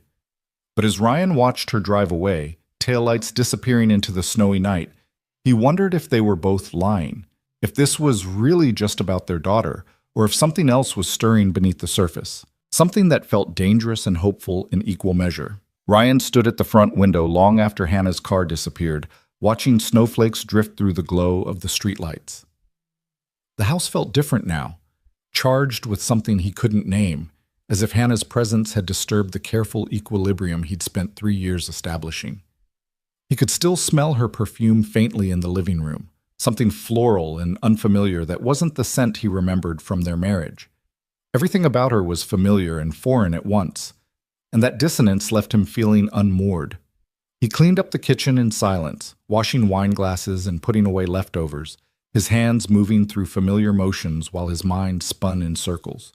The evening had gone better than he'd expected. No dramatic confrontations, no tears beyond Hannah's quiet moment in Mia's room, no reopening of wounds that couldn't be stitched back together in one night. But better than expected didn't mean good, and it certainly didn't mean resolved. His phone buzzed as he was loading the dishwasher. Sarah's name flashed on the screen with a message that was just a string of question marks. Ryan smiled despite himself and called her back. "Well?" Sarah demanded before he could even say hello. "Don't leave me in suspense. Did she show up? Did you survive? Is Mia okay? Are you okay?" "She showed up," Ryan confirmed, settling onto the couch with a tired sigh. "And we survived. It was complicated." "Complicated how? Good. Complicated or disaster complicated?" Ryan thought about it. "Somewhere in between." Mia was thrilled. Hannah was emotional but appropriate. We talked, really talked, for the first time in 3 years. "And?" Sarah pressed when he paused. "And I don't know what to think," Ryan admitted. She explained about the postpartum depression, about being in therapy, about being too afraid to reach out sooner. "Part of me understands it. Part of me is still furious." "You're allowed to be both," Sarah said gently. "You're allowed to have complicated feelings about a complicated situation. Just be careful, okay? I don't want to see you get hurt again." "I'm not planning on getting hurt again," Ryan said. But even as the words left his mouth, he wondered if that was a promise he could keep. They talked for a few more minutes before saying goodnight. Ryan sat in the darkened living room afterward, the only light coming from the Christmas tree. Tomorrow was just another day. The day after Christmas, when decorations started to feel tired and the magic began to fade. But something had shifted tonight. Some door had cracked open that he wasn't sure could be closed again. Upstairs, he checked on Mia one more time. She was sprawled across her bed in the boneless way of sleeping children, one arm hanging off the side, her fairy castle nightlight casting shadows on the wall. She looked peaceful, content, utterly untroubled by the complexities swirling through her father's mind. "What am I supposed to do, princess?" Ryan whispered to his sleeping daughter. "How do I give you your mother back without losing myself in the process?" Mia, predictably, didn't answer. The days between Christmas and New Year's passed in a strange blur. Mia talked about Hannah constantly, what Mommy had said, what Mommy had worn. When could they see Mommy again? Ryan fielded the questions with increasing unease, torn between wanting to honor his daughter's excitement and needing to protect them both from potential disappointment. Hannah texted occasionally, nothing invasive, just brief messages asking how Mia was doing or sharing a memory that had resurfaced. Ryan responded carefully, keeping his replies friendly but distant, acutely aware that every interaction was setting some kind of precedent for whatever came next. On the 28th, Hannah sent a photo of her and her mother, both wearing paper crowns from Christmas crackers. Eleanor looked frail but was smiling, and the caption read, "Mom wanted me to tell Mia she says hello. She always asks about her granddaughter." Ryan stared at the photo for a long time. Eleanor had been a good grandmother in the brief time before Hannah left, doting and warm, always ready with cookies and stories. Mia had been too young to remember her, and Ryan had felt guilty about letting that relationship dissolve along with everything else. But what was he supposed to have done? Maintained contact with his ex-wife's family while she'd vanished? He showed the photo to Mia, who studied it seriously. "Is that Grandma Eleanor?" she asked. "It is," Ryan confirmed, surprised Mia even knew the name. "Do you remember her?" Mia shook her head. "But I've seen pictures in the album you keep in your closet." Ryan's chest tightened. He'd forgotten about that album. Photos from their wedding, from Mia's early years, from when they'd been a complete family. He'd shoved it in the back of his closet 2 years ago, unable to throw it away but unwilling to look at it. "She looks nice," Mia said, handing back the phone. "Is she very sick?" "Yes, sweetheart, very sick." Mia processed this with the gravity of a child who'd learned about death, but hadn't yet experienced it personally. "That's sad," she finally said. "Mommy must be really sad, too." The simple empathy in her voice made Ryan's decision for him. He typed back, "Mia says hello to Grandma Eleanor. She'd love to meet her if Eleanor feels up for visitors." The response came quickly. "Really? Are you sure? I don't want to push. Ryan hesitated, then wrote, I'm sure. Let us know when would be good. That was how, 3 days later, Ryan found himself driving to Eleanor's house with Mia chattering nervously in the back seat. The house was in the older part of town, a craftsman-style home that Ryan had visited countless times during his marriage. It looked smaller than he remembered, shabbier, as if it had aged rapidly in the years since he'd last been there. Hannah met them at the door, her expression a mixture of gratitude and anxiety. Thank you for this, she said quietly. Mom has been talking about it non-stop since I told her you were coming. How is she today? Ryan asked, stepping into the familiar foyer with its worn hardwood floors and faded wallpaper. Good, Hannah said. She's having a good day, which is a gift. The nurse just left and she's awake and alert. She looked down at Mia, her expression softening. She's so excited to see you, sweetheart. Mia pressed closer to Ryan's leg, suddenly shy. What if she doesn't like me? Hannah crouched down to Mia's level.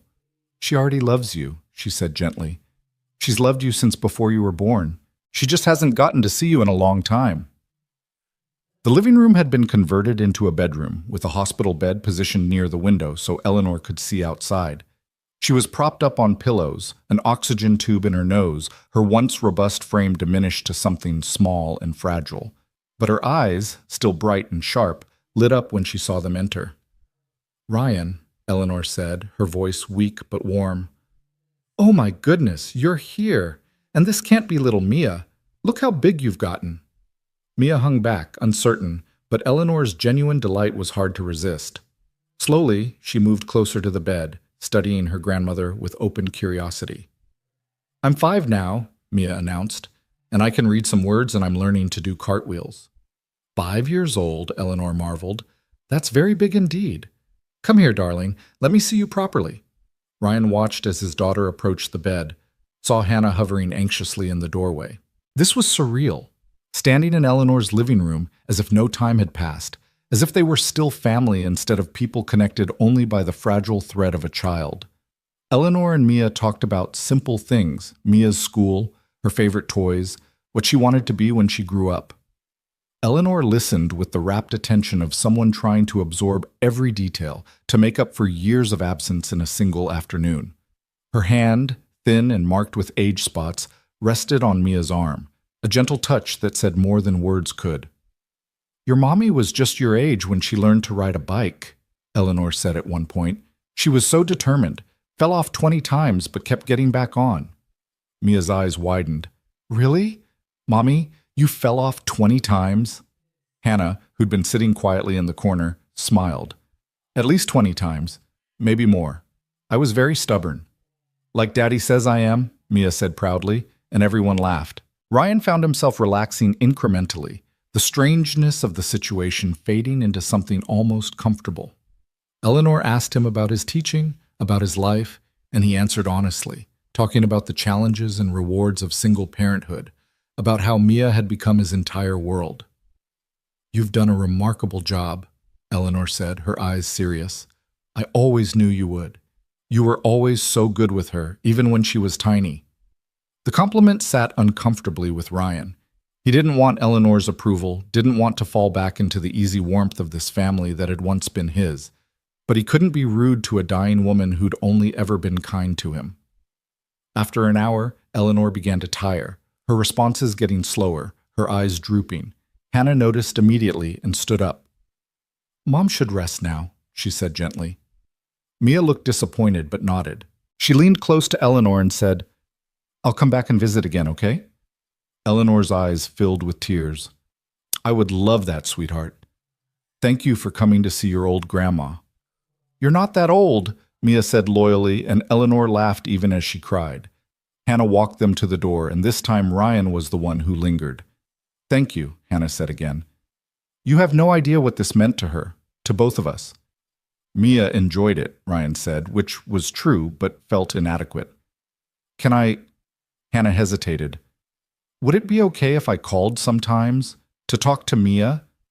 I know I don't have the right to ask, but you can call, Ryan heard himself say. Not every day, but sometimes. We'll figure out a schedule. The relief on Hannah's face was almost painful to witness. Thank you, Ryan. Thank you. In the car, Mia was quiet for the first few minutes before asking, "Is Grandma Eleanor going to die soon?" The question was direct in the way children's questions often were, cutting through pretense to the heart of things. Ryan gripped the steering wheel tighter. Probably yes. That's what happens when people get very sick like she is. That's sad, Mia said, echoing her earlier sentiment. Mommy will be really sad. Yes, she will, Ryan agreed. Can we help her when she's sad? Ryan glanced in the rearview mirror at his daughter, seeing the concern on her small face. When had she become so empathetic, so attuned to others' pain? What do you think we should do? He asked. Mia thought about it seriously. We could visit more, and maybe bring her food. You always say food helps when people are sad. A laugh escaped Ryan despite everything. I do say that, don't I? So can we help Mommy when Grandma Eleanor dies? The when instead of if struck Ryan as both realistic and heartbreaking. Yes, he said quietly. We can help her. The schedule they established was loose but consistent. Hannah called twice a week to talk to Mia, usually for 20 or 30 minutes. The conversations were carefully monitored at first, with Ryan staying close enough to intervene if necessary. But Hannah proved herself over and over, asking appropriate questions, sharing age-appropriate stories, never making promises she couldn't keep. They visited Eleanor 2 more times before she took a sudden turn for the worse. Hannah's text came at 3 in the morning. Mom's in the hospital. They don't think it will be much longer. I know it's the middle of the night, but I wanted you to know. Ryan stared at the message in the darkness of his bedroom, listening to the house's quiet creaks and sighs. He should go back to sleep. This wasn't his problem, wasn't his family anymore. But he thought about Hannah sitting alone in a hospital waiting room, about Eleanor who'd welcomed him with open arms when he'd married her daughter, about Mia's insistence that they should help when Mommy was sad. He texted back, "Do you need anything?" The response took several minutes. Just knowing someone cares, that's enough. But it wasn't enough, Ryan realized. He got up, checked on Mia, still sleeping soundly, and called Sarah. Someone better be dead or dying, Sarah answered groggily. Dying, Ryan confirmed. Hannah's mom, she's in the hospital. I'm thinking about going there. There was a long pause. Are you asking my permission or my opinion? I don't know, both? Sarah sighed, and Ryan could picture her sitting up in bed, running her hands through her hair the way she did when thinking. You're going to go whether I think it's a good idea or not, aren't you? Probably, Ryan admitted. Then go. But Ryan, remember that supporting someone through grief doesn't mean you have to let them back into your life permanently. You can be kind without being stupid about it. I know, Ryan said, though he wasn't sure he did. He called his neighbor, Mrs. Chen, who'd watched Mia before, and insisted she didn't mind being woken up for an emergency. Within 30 minutes, Mia was still asleep in Mrs. Chen's guest room, and Ryan was driving through empty pre-dawn streets toward the hospital. He found Hannah in the ICU waiting room, alone and small-looking in a plastic chair. Her hair was uncombed, her face bare of makeup, her eyes red-rimmed from crying. When she saw him, her expression went through rapid succession of emotions, shock, confusion, and then something that looked like desperate gratitude. Ryan, she whispered, what are you doing here? I don't know, he said honestly, settling into the chair beside her. But you shouldn't be alone. Hannah's composure crumbled. She turned her face away, shoulders shaking with silent sobs. Without thinking, Ryan put his arm around her, and she collapsed against him the way she used to when they were married, when comfort between them had been natural and easy instead of complicated and fraught. She's asking for me, but she's not really there anymore, Hannah said between sobs. She keeps thinking I'm a child. She keeps asking for my father, and he's been dead for 10 years. Ryan held her and let her cry, offering no platitudes because there were none that would help. They sat like that for nearly an hour before a nurse came to tell them Eleanor had stabilized slightly, that Hannah could go in if she wanted. Will you come with me? Hannah asked, and the vulnerability in her voice made it impossible to say no. Eleanor's room was dim and filled with the steady beep of machines. She looked impossibly small in the hospital bed. Her breathing labored despite the oxygen. But when Hannah took her hand, Eleanor's eyes opened. "Hannah," she whispered. "My girl." "I'm here, Mom," Hannah said, her voice breaking. "I'm right here." Eleanor's gaze drifted to Ryan, and for a moment something like recognition flickered. "You take care of my girls," she said, the words slurred but clear enough. "Both my girls." Ryan swallowed hard. "I will," he said, not sure if he was lying or making a promise he didn't fully understand yet. Eleanor smiled, satisfied, and her eyes drifted closed again. They stayed for another 2 hours before the doctor suggested Hannah go home and rest. "She could hold on for days," the doctor said gently. "You need to take care of yourself too." Ryan drove Hannah back to Eleanor's house, neither of them speaking much. The sun was rising by then, painting the sky in shades of pink and gold that felt inappropriately beautiful given the circumstances. "Thank you," Hannah said as they pulled into the driveway. "For coming. For being there. You didn't have to." "I know," Ryan said. Hannah turned to look at him, really look at him, and Ryan saw the question in her eyes. A question about what this meant, about whether this changed anything between them. But he didn't have an answer, so he just nodded and watched her go inside. He picked up Mia from Mrs. Chen's house, endured his daughter's 20 questions about where he'd been, and made it through the day on coffee and determination. That evening, he told Mia that Grandma Eleanor was very sick and might not be with them much longer. "Can we make her a card?" Mia asked, "to tell her we're thinking about her?" So they made a card, Mia coloring rainbows and flowers, while Ryan wrote a message that tried to convey things he didn't quite know how to say. They mailed it that afternoon, and Ryan hoped Eleanor would be lucid enough to see it. She died 2 days later, in the early morning hours, with Hannah holding her hand. The text came at 6 a.m. "She's gone. Peaceful. Thank you for everything." Ryan stared at the message, feeling the weight of it settle in his chest. He'd known it was coming, but knowing didn't make it easier. He thought about Eleanor, her kindness, her warmth, the way she'd welcomed him into her family, and never made him feel like he had to earn his place. He broke the news to Mia over breakfast, and she cried in the uncomplicated way of children who were sad but didn't fully comprehend the permanence of death. "Can we see Mommy?" she asked through her tears. "She must be really, really sad." "Not today," Ryan said gently. "Mommy needs time to take care of things, but we'll see her soon." The funeral was scheduled for the following weekend. Ryan debated whether to attend.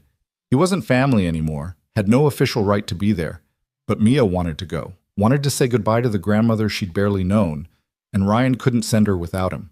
So on a gray Saturday morning, they dressed in dark clothes and drove to the church where Ryan and Hannah had been married 7 years earlier. The building looked the same. White clapboard siding, tall steeple, stained glass windows that caught the weak winter light.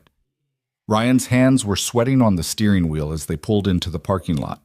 Inside, the church was half full of people Ryan mostly didn't recognize. Eleanor's friends, her colleagues from the library where she'd worked for 30 years, neighbors and community members whose lives she'd touched. Hannah stood near the front, accepting condolences with the hollow-eyed exhaustion of someone running on empty. When she saw Ryan and Mia, something in her expression shifted, became less blank, more present. She crossed to them immediately, crouching down to hug Mia with desperate intensity. "You came," Hannah whispered, looking up at Ryan with wet eyes. "You actually came." "Of course we came," Ryan said, the words coming out gruffer than he intended. The service was simple and moving, full of stories about Eleanor's kindness and generosity.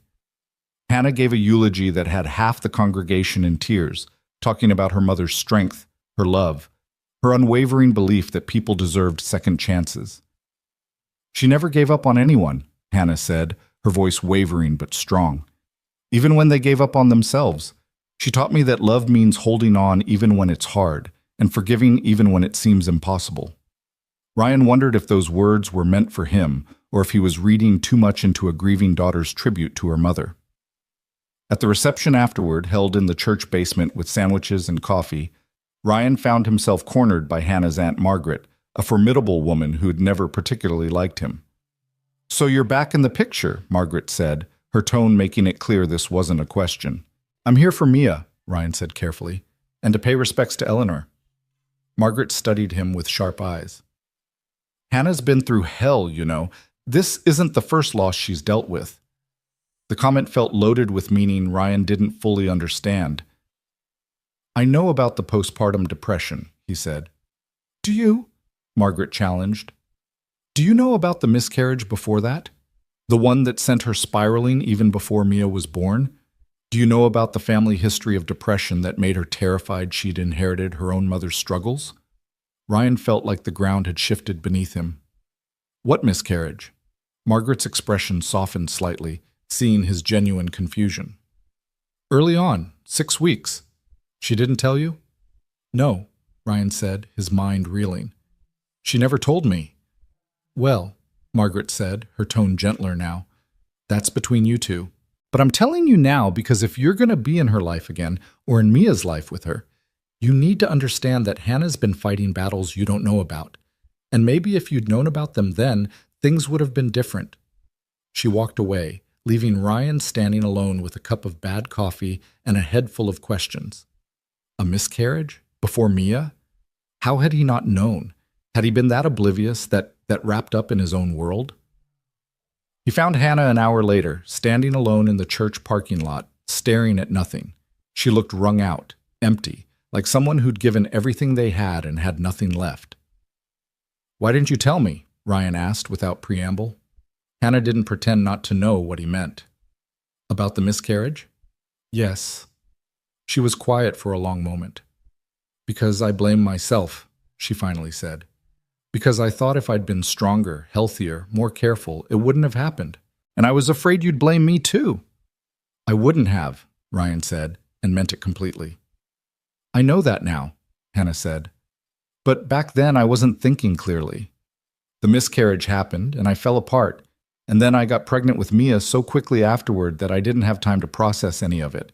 And the whole time I was terrified. Terrified I'd lose her too. Terrified I wasn't strong enough to be a mother. Terrified of everything. You should have told me, Ryan said, but without the anger that would have been there weeks ago. Now it was just sadness, grief for the communication that had failed them both. I should have told you a lot of things, Hannah agreed. But I was drowning, Ryan. And when you're drowning, you can't always see the hand reaching out to save you. They stood in silence, the weight of everything unsaid hanging between them. Finally, Ryan spoke. Mia wants you to come to dinner again. Tomorrow. Nothing fancy, just spaghetti. But she asked, and I think you should come. Hannah's eyes widened.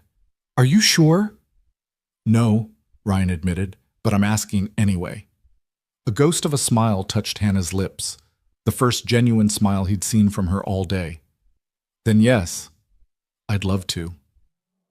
The next evening, Hannah came to dinner, and this time the atmosphere was different. Less tense, more comfortable, as if they'd all agreed to stop fighting against something inevitable. Mia showed Hannah her room, her toys, her collection of rocks from the playground. Hannah listened and engaged and asked questions, slipping into the role of mother with an ease that suggested it had never really left her. After Mia went to bed, Ryan and Hannah sat in the living room with tea, talking about nothing and everything.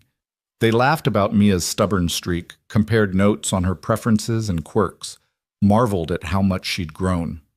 I've missed so much, Hannah said quietly, and I know I can never get that back.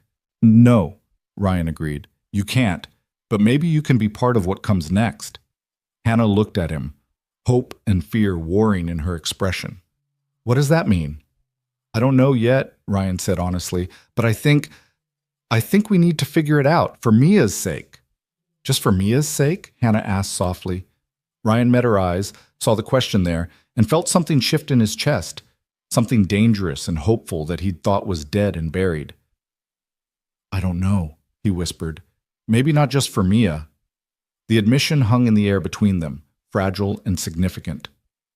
Hannah reached across the space separating them on the couch and took his hand. The touch was gentle, tentative, asking permission rather than demanding acceptance. Ryan didn't pull away. They sat like that for a long time, hands joined, neither speaking, both trying to figure out if the bridge between who they'd been and who they might become was strong enough to cross. Outside, snow began to fall again, covering the world in white, making everything look new. The weeks that followed Eleanor's funeral unfolded with a strange kind of rhythm, like learning to dance to music that kept changing tempo. Hannah became a regular presence in their lives. Not constant, not overwhelming, but there. She came for dinner every Wednesday, a schedule they'd agreed upon after lengthy discussion. She called Mia on Saturday mornings, their conversations full of giggles and stories that Ryan could hear from the kitchen where he pretended not to be listening. And slowly, incrementally, the sharp edges of their shared past began to soften into something less cutting. Ryan found himself thinking about Hannah at odd moments, while grading papers at school, while making breakfast, while lying awake at night staring at the ceiling. Not the Hannah who'd left, though that ghost still haunted the corners of his memory. This was a different Hannah, or maybe the same one stripped of the illness that had consumed her. He caught glimpses of the woman he'd fallen in love with 8 years ago, back when they'd been young and stupid and certain that love conquered everything. Turned out love didn't conquer everything, but maybe Ryan was starting to think it could survive more than he'd given it credit for. Sarah visited in mid-January, sweeping into the house with her characteristic energy and immediately demanding a full accounting of everything that had happened since Christmas. Ryan tried to downplay it, but Mia, who had inherited her aunt's tendency toward dramatic storytelling, provided enthusiastic commentary about every visit with Mommy, every phone call, every moment of connection. "So she's just back in your life now," Sarah said later that evening after Mia had gone to bed. They sat at the kitchen table with wine, a replay of countless conversations they'd had over the years. "Just like that." "Not just like that," Ryan corrected. "It's complicated." "Well, everything with you two is complicated," Sarah observed. "But I need to ask, and I need you to be honest with me. Are you falling for her again?" The question landed like a stone in still water, sending ripples through Ryan's carefully maintained composure. "I don't know," he said, which was both true and a cop-out. "Maybe, probably. I'm trying not to." "Why?" Sarah asked, and the question was genuine, not accusatory. "Why are you trying not to?" Ryan stared into his wine glass, watching the liquid catch the light.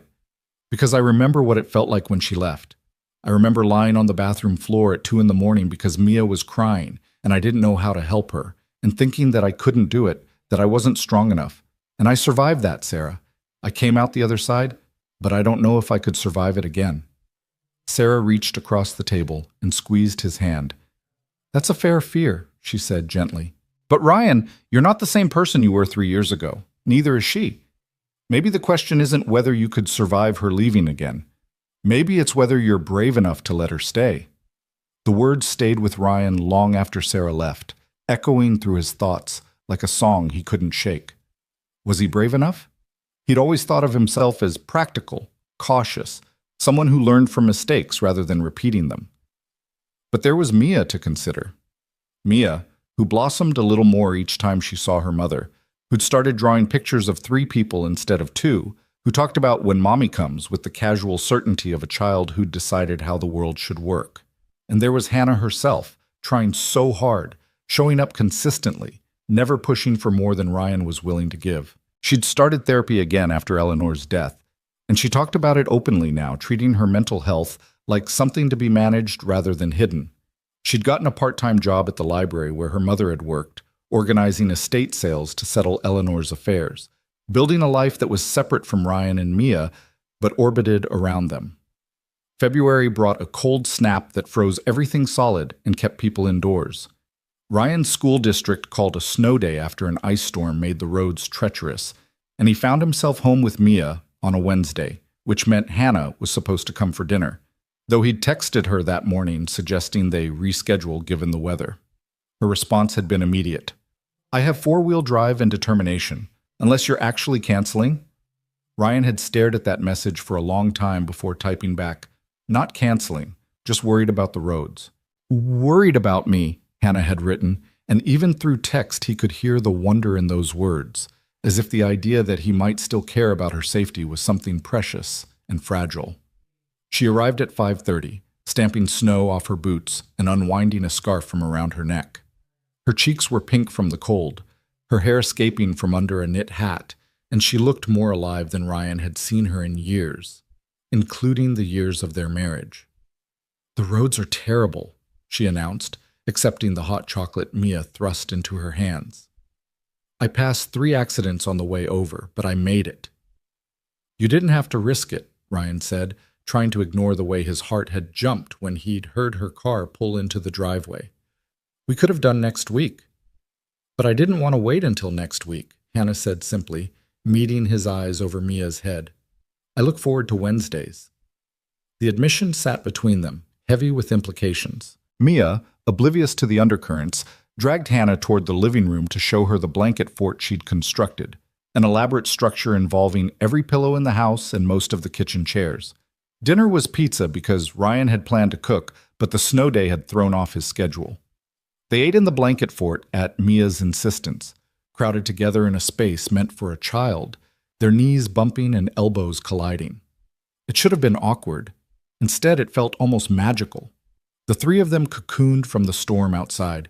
Fairy lights from Mia's room strung through the fort's ceiling, creating a warm glow that made everything feel safe and possible. After dinner, Mia insisted on a movie, and somehow Ryan found himself on the couch with Hannah beside him, Mia sprawled across both their laps like a bridge connecting them. The movie was animated and cheerful, something about talking animals on an adventure, but Ryan couldn't have summarized the plot if his life depended on it.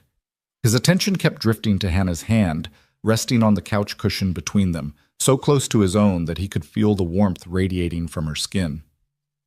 Halfway through the movie, Mia fell asleep, her breathing evening out into the soft rhythm of childhood slumber. Ryan looked down at his daughter, then up at Hannah, who was watching Mia with an expression of such tender love that Ryan felt his chest constrict. "She's perfect," Hannah whispered. "Ryan, I look at her, and I can't believe I stayed away as long as I did. I can't believe I let my illness convince me that she was better off without me." "You were sick," Ryan said quietly, repeating the words he'd told himself countless times since Christmas. "Sick people don't make rational decisions." "That's generous of you to say." "It's not generous, it's true." Hannah turned to look at him fully, and the intensity in her gaze made Ryan's breath catch. "You've changed," she said softly. "You're more patient than you used to be, more understanding. Life has been good to you, even though I made it hard." "Life hasn't been good to me," Ryan corrected. "Mia has been good to me. She forced me to become someone worthy of her." "You were always worthy," Hannah said, and now her hand moved, covering his where it rested on the couch. The touch sent electricity through Ryan's nerves, familiar and foreign at once. "I was the one who wasn't worthy. But I'm trying to be. I want to be." Ryan knew he should pull his hand away, should maintain the boundaries they'd carefully established. But he didn't. Instead, he turned his palm up, lacing his fingers through Hannah's, feeling the way they fit together like pieces of a puzzle he'd thought was permanently broken. "Hannah," he said, her name a question and a warning and a plea all at once. "I know," she whispered. "I know we can't rush this. I know I have to earn your trust back. But Ryan, I need you to know, what I feel for you, it never went away. Even at my sickest, even when I couldn't see past the darkness, I loved you. I just didn't know how to love you and myself at the same time." The confession hung in the air between them, raw and honest. Ryan's first instinct was to protect himself, to retreat behind the walls that had kept him safe. But he thought about Sarah's words, about being brave enough to let Hannah stay. "I'm terrified," Ryan admitted, his voice barely audible over the movie still playing on the TV. "I'm terrified of getting hurt again, of Mia getting hurt, of building something that falls apart the moment things get hard." "I'm terrified too," Hannah said. "But maybe we can be terrified together?" Before Ryan could respond, Mia stirred in her sleep, mumbling something incomprehensible. The moment broke, and they both looked down at their daughter, the physical reminder of what was at stake. "I should get her to bed," Ryan said, reluctantly pulling his hand from Hannah's. "Let me help," Hannah offered, and together they carried Mia upstairs, Ryan supporting her weight, Hannah guiding them around furniture in the darkened house. They moved with the synchronicity of people who'd done this before, who'd once been partners in the small daily rituals of raising a child. After Mia was tucked in, they stood in the hallway outside her room, suddenly awkward now that the moment had passed. The house felt very quiet around them, the storm outside muffled by walls and windows. "I should go," Hannah said, but she didn't move toward the stairs. "The roads are still bad," Ryan heard himself say. "You could stay, on the couch," he added quickly, "just until the morning, when they've had a chance to salt the roads."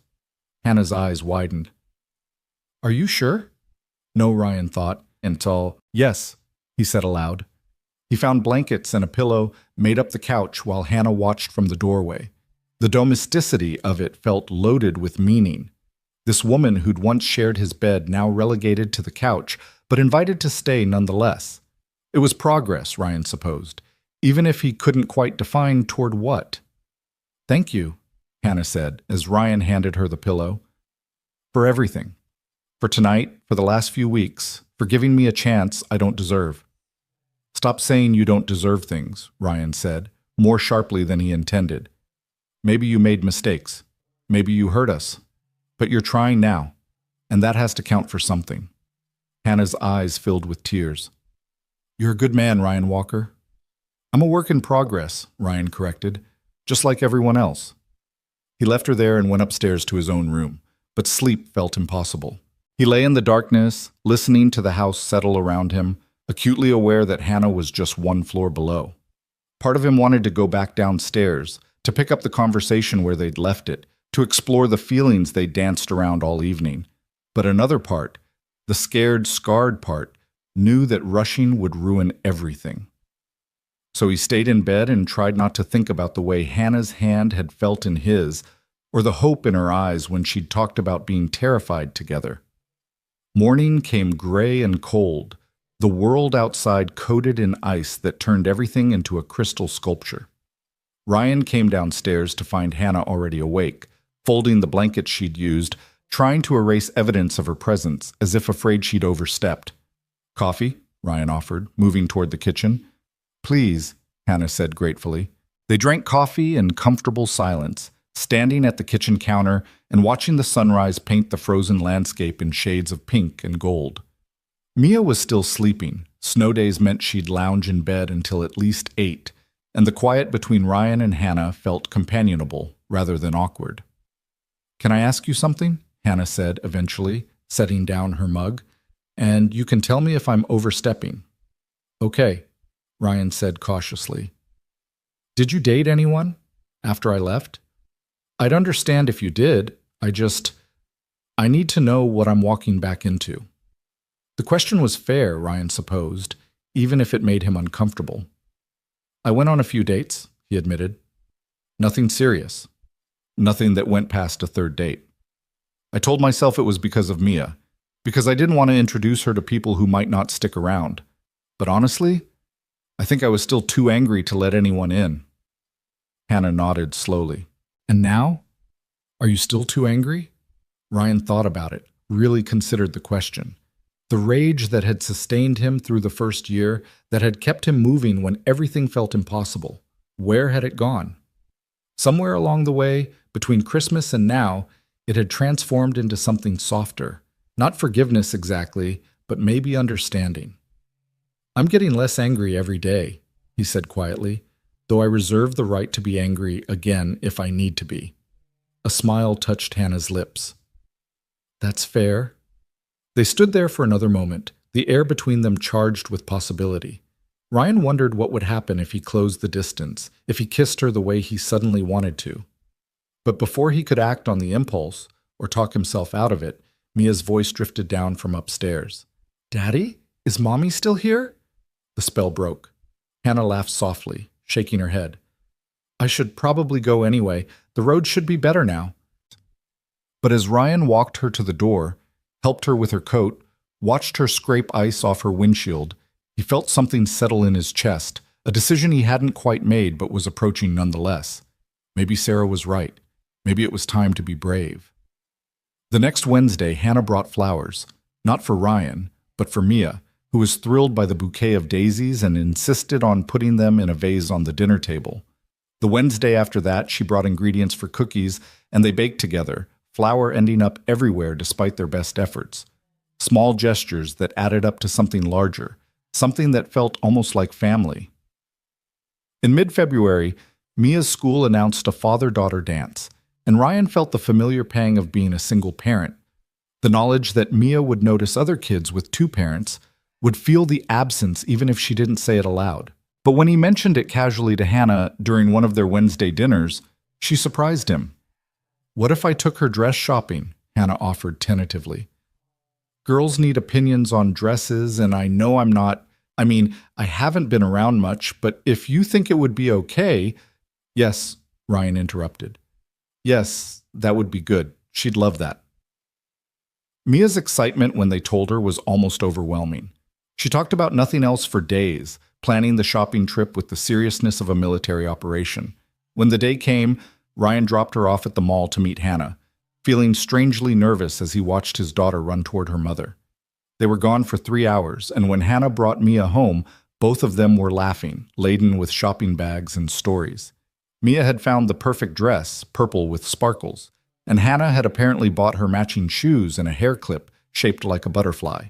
"You didn't have to do all that," Ryan said as Mia ran upstairs to try everything on again. "I wanted to," Hannah said simply. "Ryan, I've missed 5 years of shopping trips and hair appointments and all the little moments that make up a childhood. Let me have this one, even if it's all I ever get." The phrase "all I ever get" struck Ryan as unnecessarily pessimistic, but before he could say so, Mia was calling them both upstairs to see the full ensemble. She twirled in front of the mirror, the dress flaring around her legs, her face glowing with happiness. "I'm going to be the prettiest one at the dance," she declared with absolute confidence.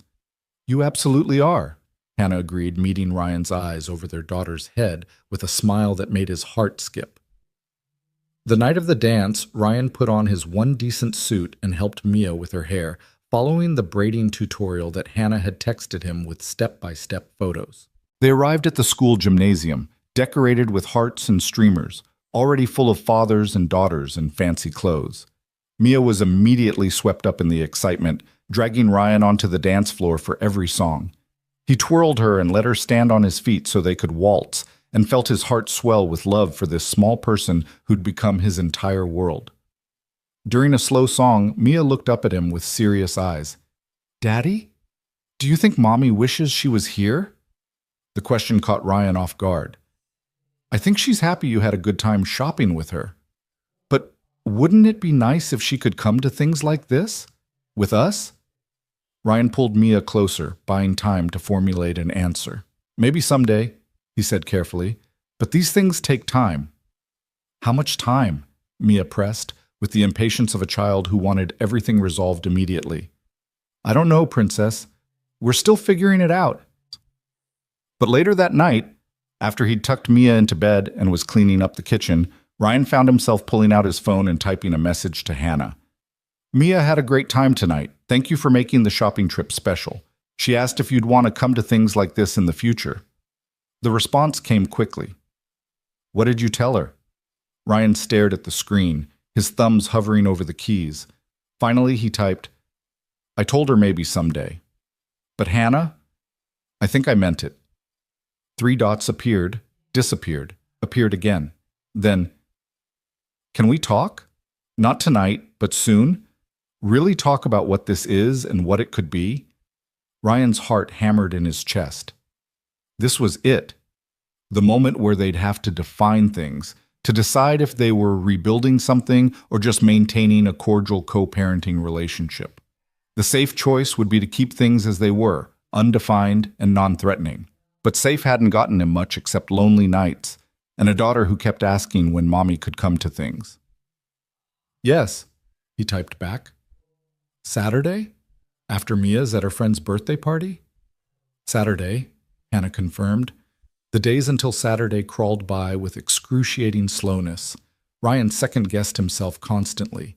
Maybe this was too fast. Maybe he was setting himself up for heartbreak. Maybe he should protect himself and Mia rather than risk everything again. But every time he saw Hannah with Mia, every time he caught himself smiling at something she'd said, every time he reached for his phone to text her something funny or interesting, he knew the decision was already made. He'd already let her back in. The question was whether he'd admit it out loud. Saturday afternoon found Ryan nervous in a way he hadn't been since their first date 8 years ago. He'd dropped Mia at her friend's house, confirmed pickup time, and driven home with sweaty palms and a racing heart. Hannah arrived at 2, looking equally nervous, her hands twisting together as she stood on the porch. "Hi," she said, the single word carrying the weight of everything unspoken between them. "Hi," Ryan echoed. "Come in." They settled in the living room, sitting on opposite ends of the couch, the same formation they'd maintained for weeks, the physical distance a buffer against emotional intimacy. But this time, the distance felt wrong, like they were actors who'd forgotten they were supposed to move closer during this scene. "So," Hannah started, then laughed nervously. "I don't actually know how to begin this conversation." "Me either," Ryan admitted, "but I think we need to have it anyway." Hannah nodded, took a deep breath, and seemed to gather her courage. "Ryan, these past few months have been the happiest I've been in years. Getting to know Mia again, spending time with you, feeling like maybe I could be part of a family again, it's everything I dreamed about during the years I was gone. But I need to know if it's just about Mia for you, or if there's a possibility that it could be about us too." The directness of the question demanded an equally direct answer. Ryan could hide behind ambiguity, could protect himself with carefully neutral words, or he could be honest. "It stopped being just about Mia weeks ago," Ryan said, watching Hannah's face as he spoke. "Maybe it was never just about Mia, as much as I tried to convince myself otherwise. Hannah, I'm scared. I'm terrified, actually. But I also can't stop thinking about you, about the way you laugh at Mia's jokes, about how you've changed, about whether we could actually make this work." Hannah's eyes were bright with unshed tears. "What would making this work look like to you?" "I don't know," Ryan said honestly. "I know it can't be what it was before. We're different people now. But maybe that's good. Maybe we can build something new, something stronger, something that can survive when things get hard, because things will get hard again." "They will," Hannah agreed. "And I can't promise I won't have bad days or that my depression won't flare up sometimes. But I can promise I'm committed to managing it, to being honest about it, to asking for help when I need it instead of running away." Ryan studied her face, looking for any hint of uncertainty or doubt. He found only fierce determination and tentative hope. "If we do this," he said slowly, "we take it slow.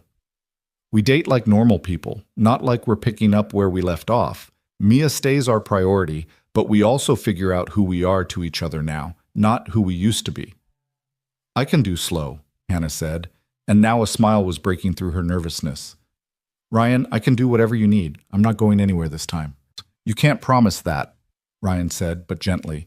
"None of us can promise we'll never leave, but you can promise to try. And maybe that's enough."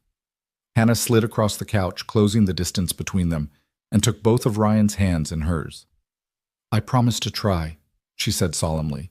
"Every single day, I promise to try to be worthy of you and Mia. I promise to communicate when things are hard instead of hiding. I promise to fight for this family instead of running from it." Ryan's throat felt tight with emotion. "I promise to try too," he said, "to be patient when I want to be guarded, to trust you when fear tells me not to remember that we're both doing our best, even when our best isn't perfect." They sat there, hands clasped, eyes locked, and Ryan felt the last of his walls crumble. This was it. The leap of faith, the moment of choosing hope over safety. And surprisingly, terrifyingly, wonderfully, it felt right. "Can I kiss you?" Hannah whispered. "I've been wanting to for weeks, but I didn't know if—" Ryan didn't let her finish. He leaned forward and pressed his lips to hers, and it was like coming home and discovering a new country all at once. The kiss was soft, tentative, asking questions and answering them, testing whether this fragile thing between them could bear the weight of their history. When they pulled apart, both of them were smiling through tears. "So we're doing this?" Hannah asked. "We're doing this," Ryan confirmed. And just like that, everything changed, and nothing changed. They were still two broken people trying to build something whole from fragments of the past.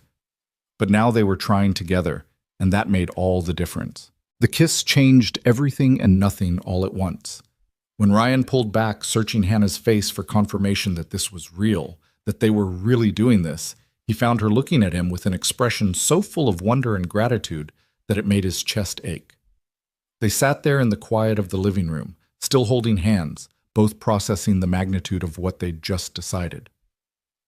"We should probably talk about how we tell Mia," Hannah said eventually, her practical side emerging even through the emotion.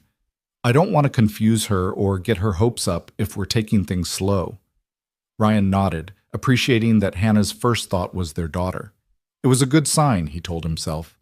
A sign that she'd learned, that she'd grown, that she understood what mattered most.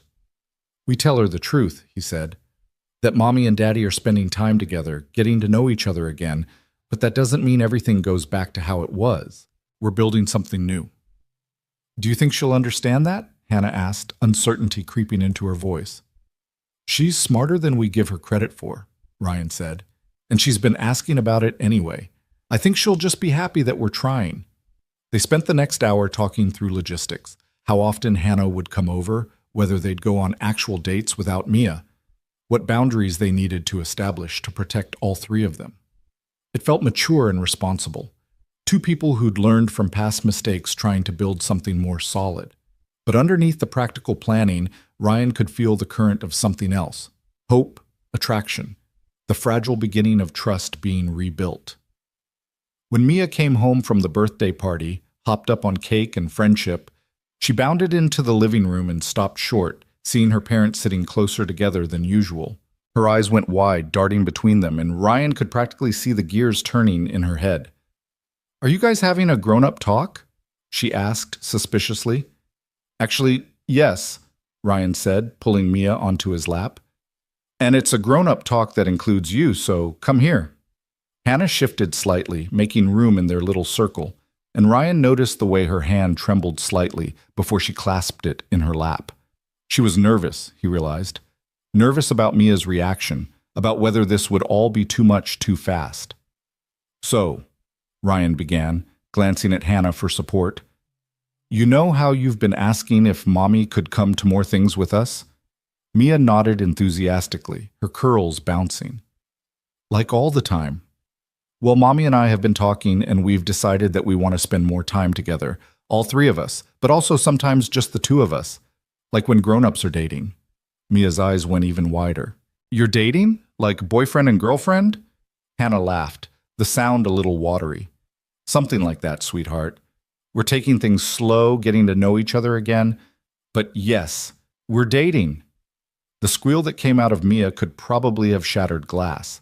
She launched herself at Hannah, nearly knocking her over, and then bounced back to Ryan to hug him just as fiercely. "This is the best day ever," she announced. "Are you getting married again? Can I be the flower girl? Can we all live together?" "Whoa, hold on," Ryan said, laughing despite himself. "We literally just started dating. We're not talking about marriage or living together. This is going to take time, princess." "How much time?" Mia demanded, echoing her earlier question about forgiveness with the same impatience. "We don't know," Hannah said gently, "but we promise to keep you updated along the way. And Mia? Nothing changes about how much we both love you, okay? Whether we're together or not, you're always going to be the most important person to both of us." Mia seemed to accept this, though Ryan could already see the wheels turning as she planned their future in her head. She chattered non-stop through dinner, already making lists of things they could do as a family, places they should go, activities they should try. Ryan and Hannah exchanged amused glances over her head, both thinking the same thing. They'd created a romantic in the form of a 5-year-old. After Mia finally went to bed, still talking about wedding dresses, even though they'd repeatedly told her they weren't anywhere near that point, Hannah lingered at the door. The goodbye felt weighted with new significance now that they'd named what was between them. "So," Hannah said, a shy smile playing at her lips, "when's our first official date?" "Are Wednesday dinners not dates?" Ryan teased. "Those are family dinners," Hannah corrected. "I want a real date, just us. Somewhere we can talk without worrying about little ears hearing everything." Ryan felt a flutter of nervousness in his stomach, the kind he hadn't experienced since he was a teenager. "Friday?" he suggested. "Sarah said she'd watch Mia anytime I needed her to, and I think she'll be thrilled about this development." Friday is perfect, Hannah said. Then, with a boldness that surprised both of them, she stood on her toes and kissed him again, brief and sweet, but full of promise. Good night, Ryan. Good night, he managed, watching her walk to her car with a smile he couldn't have suppressed if he'd tried. The call to Sarah was exactly as Ryan expected. She answered on the first ring, as if she'd been waiting for news. Tell me everything, she demanded. We're dating, Ryan said, unable to keep the grin out of his voice. Hannah and I, we're officially dating. There was a long pause. And you're sure about this? You're really, truly sure? I'm terrified, Ryan admitted. But yes, I'm sure. Sarah sighed, and Ryan could picture her shaking her head. Then I'm happy for you, you idiot. You deserve happiness, even if you're choosing the most complicated path to get there. When do you need me to watch Mia? Friday night? We're going on our first real date. I'll be there, Sarah promised. And Ryan? For what it's worth, I think you're brave. Stupid, maybe, but brave. Friday arrived with the kind of nervous anticipation that made Ryan change his shirt 3 times and check his hair in the mirror more than any grown man should. He'd made reservations at a quiet Italian restaurant downtown, the kind of place that was romantic without being over the top, intimate without feeling like too much pressure.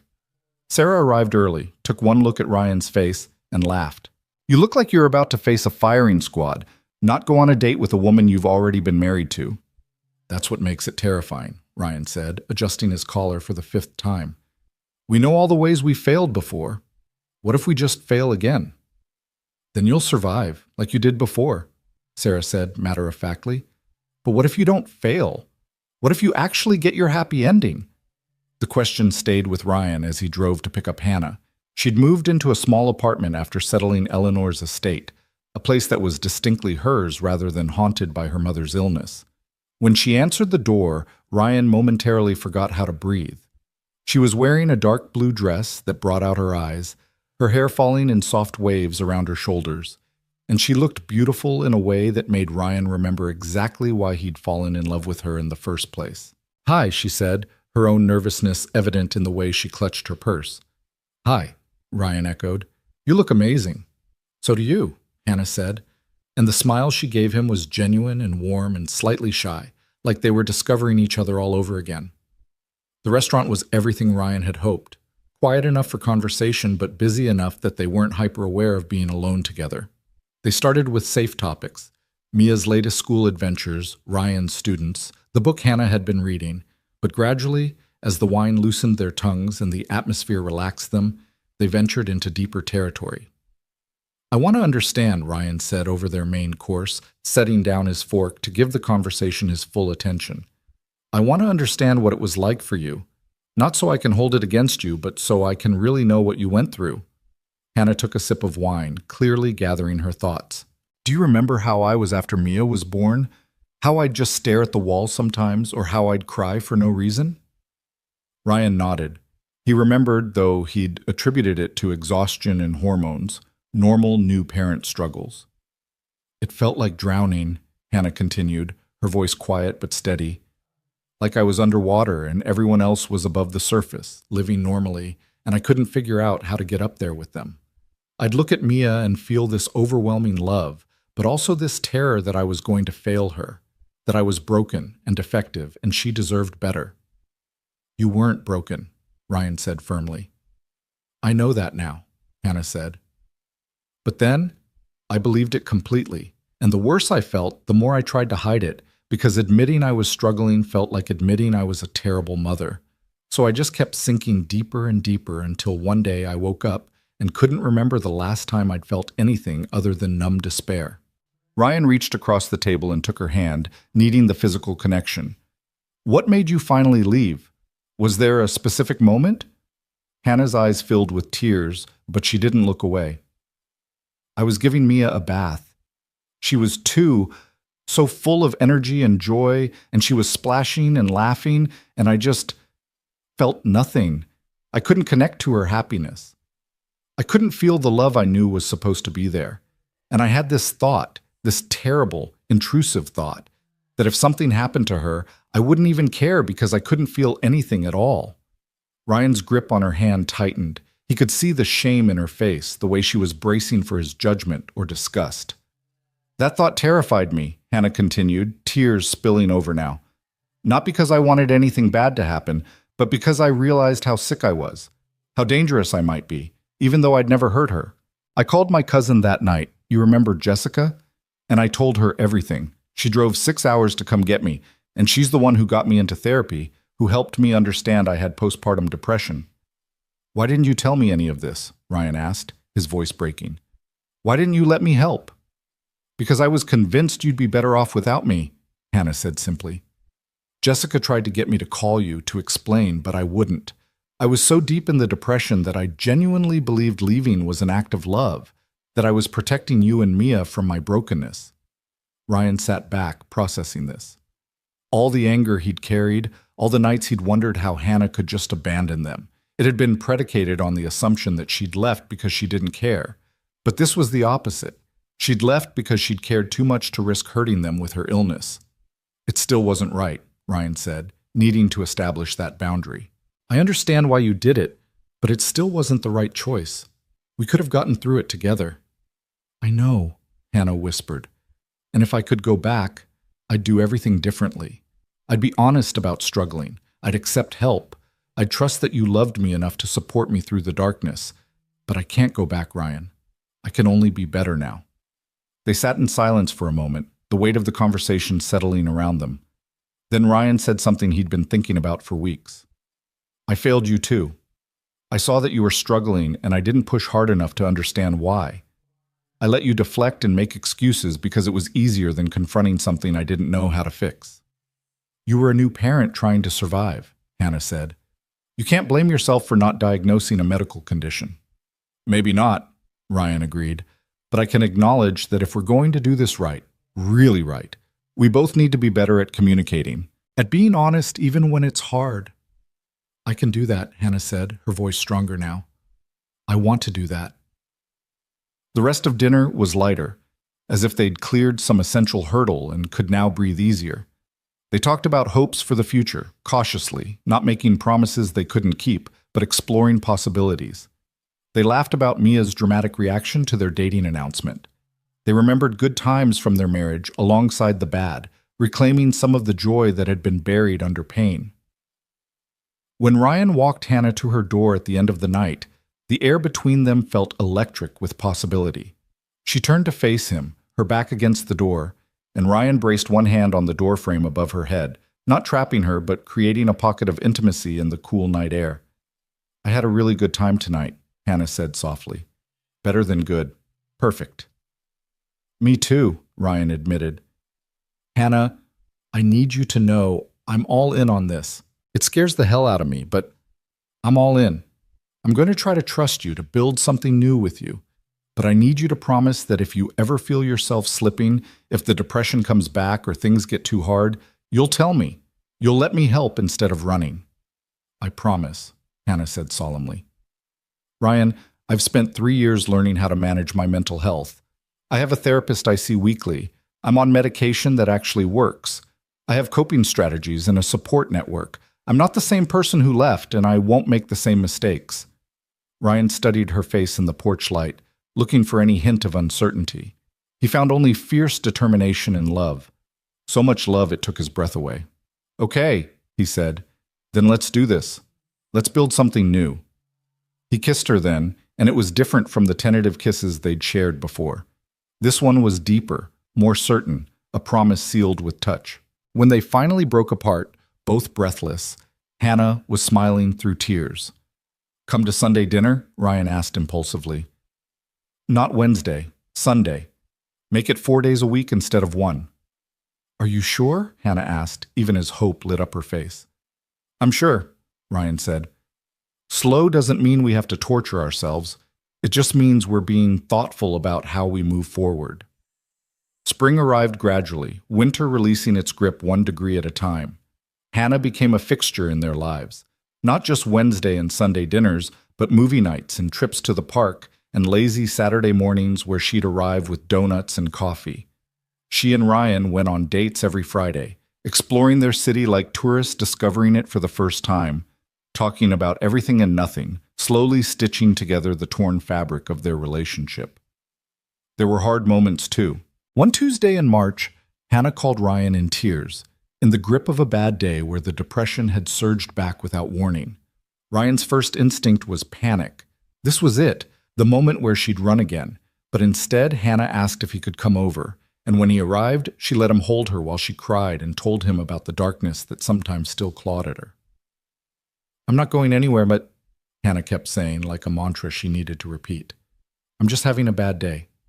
I need you to know I'm having a bad day so you can help me through it instead of me trying to hide it." And Ryan did help. He held her and listened and didn't try to fix anything, just offered his presence and patience.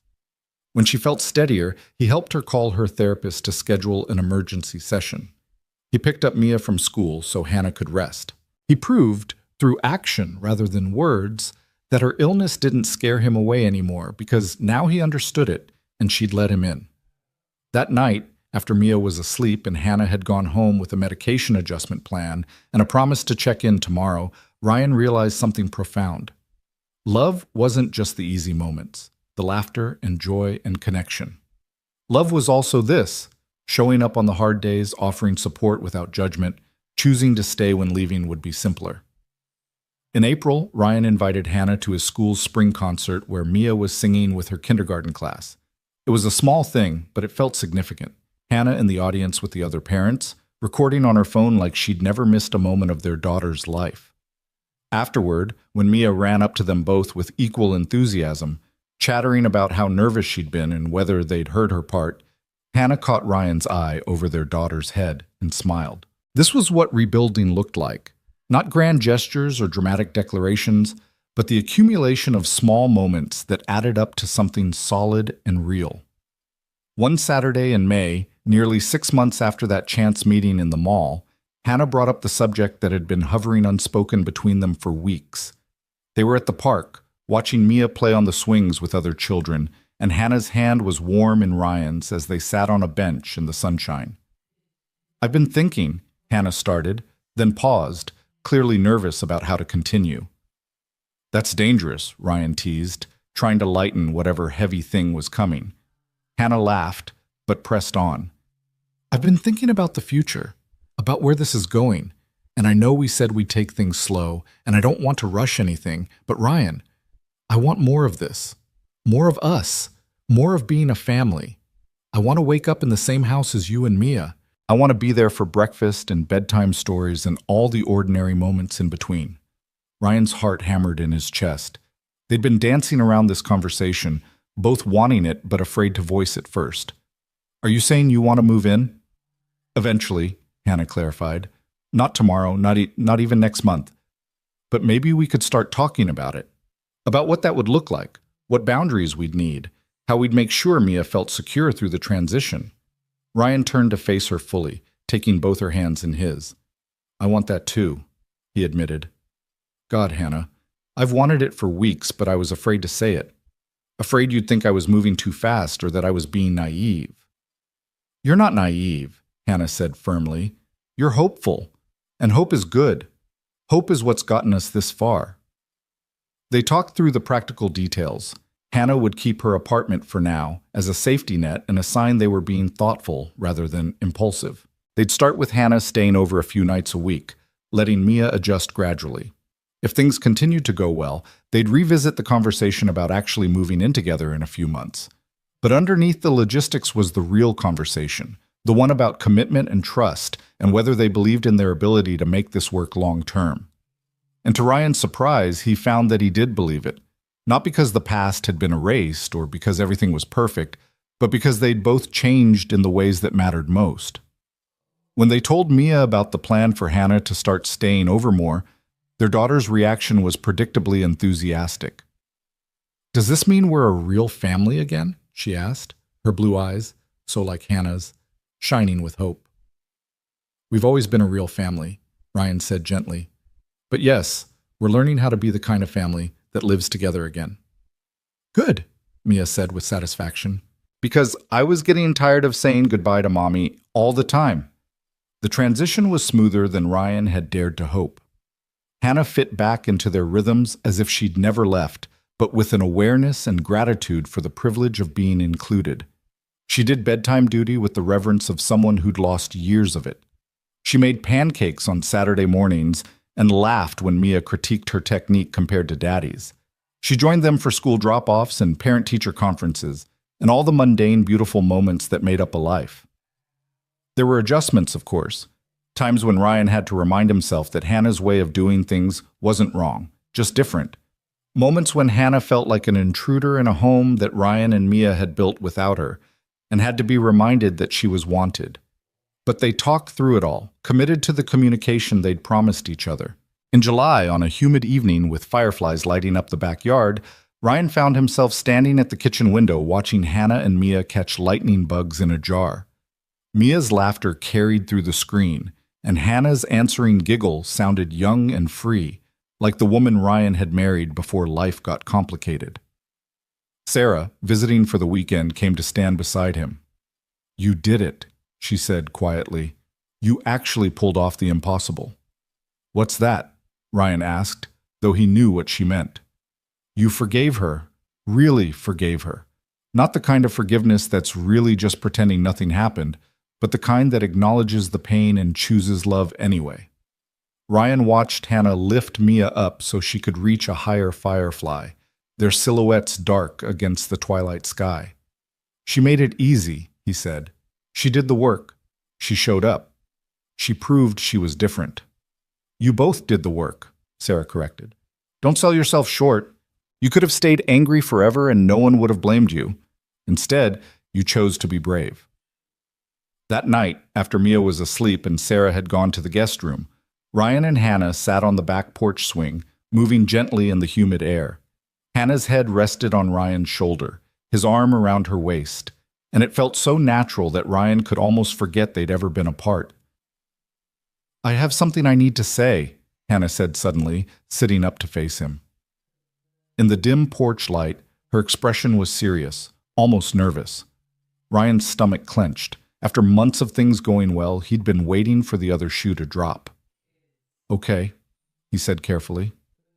Hannah took a deep breath. "I want you to know that I see what you've done. Not just agreeing to date me or letting me back into Mia's life, but the way you've loved me through my bad days.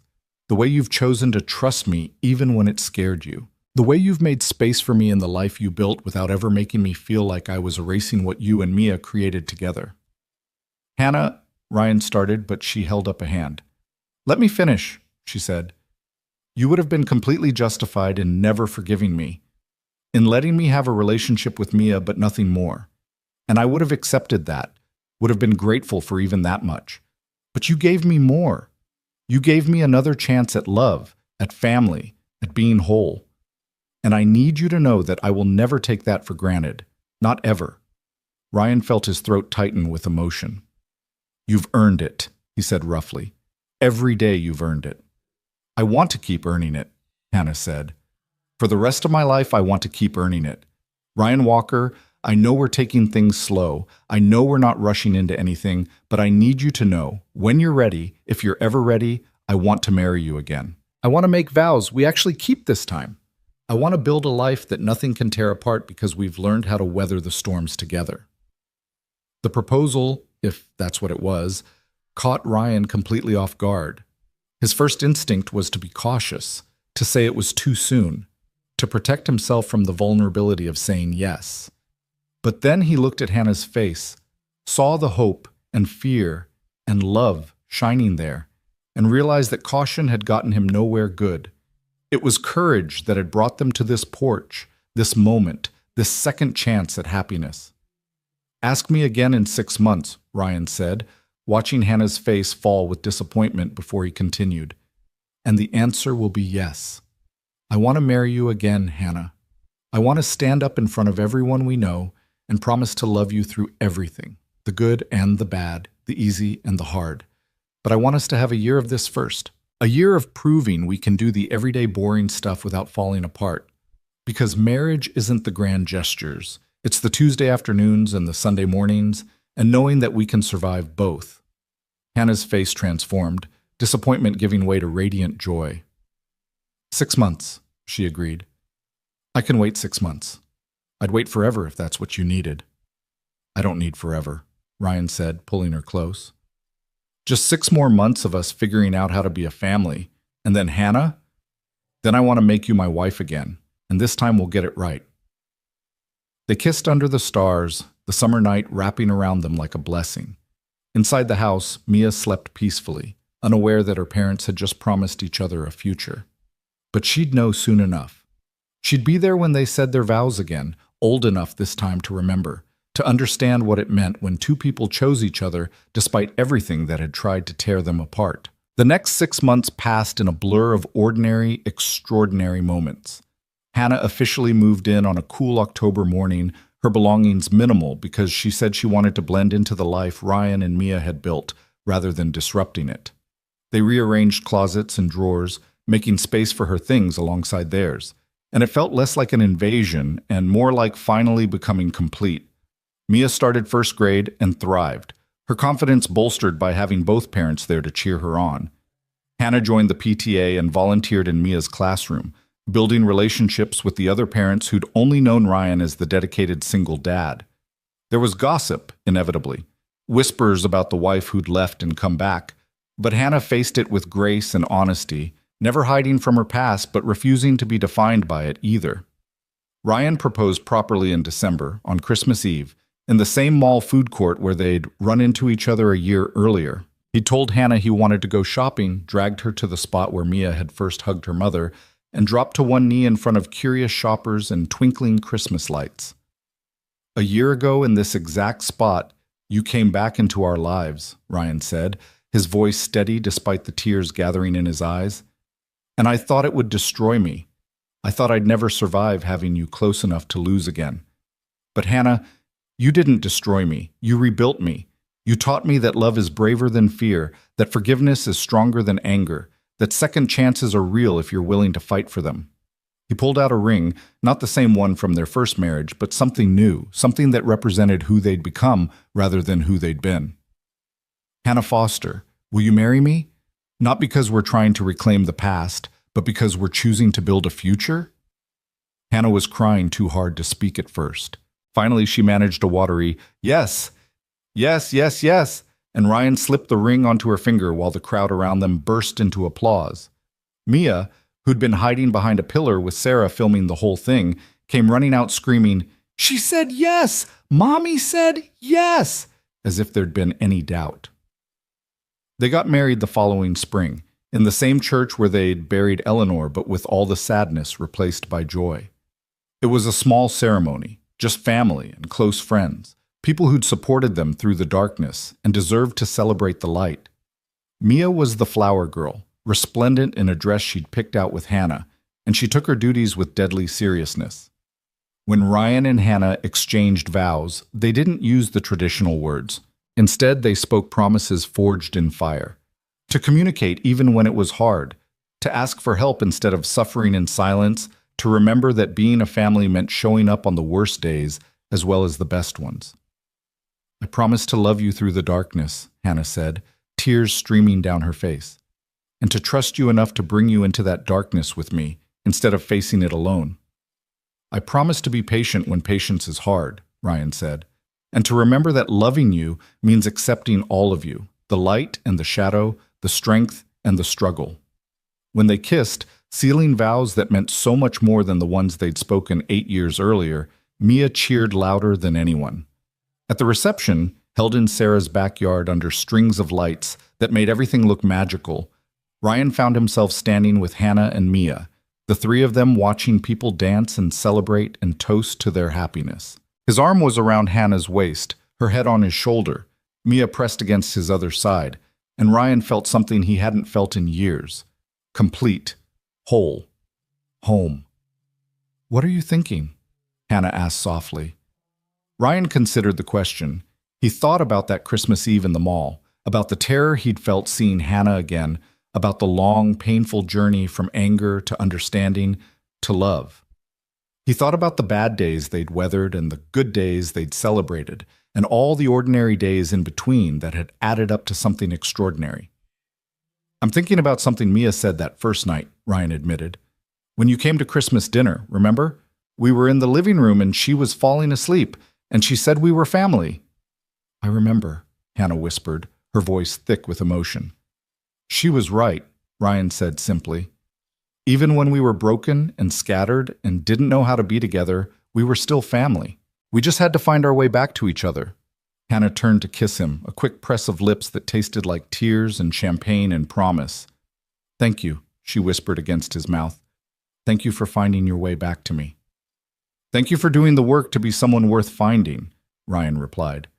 Mia, who'd been eavesdropping shamelessly, squeezed between them. "Are you guys being mushy again?" she asked, but she was grinning. "Always," Ryan confirmed, pulling both his girls close. "Get used to it." And there, surrounded by friends and family, with spring flowers blooming and lights twinkling overhead, and the future stretching bright and uncertain before them, Ryan Walker realized something profound.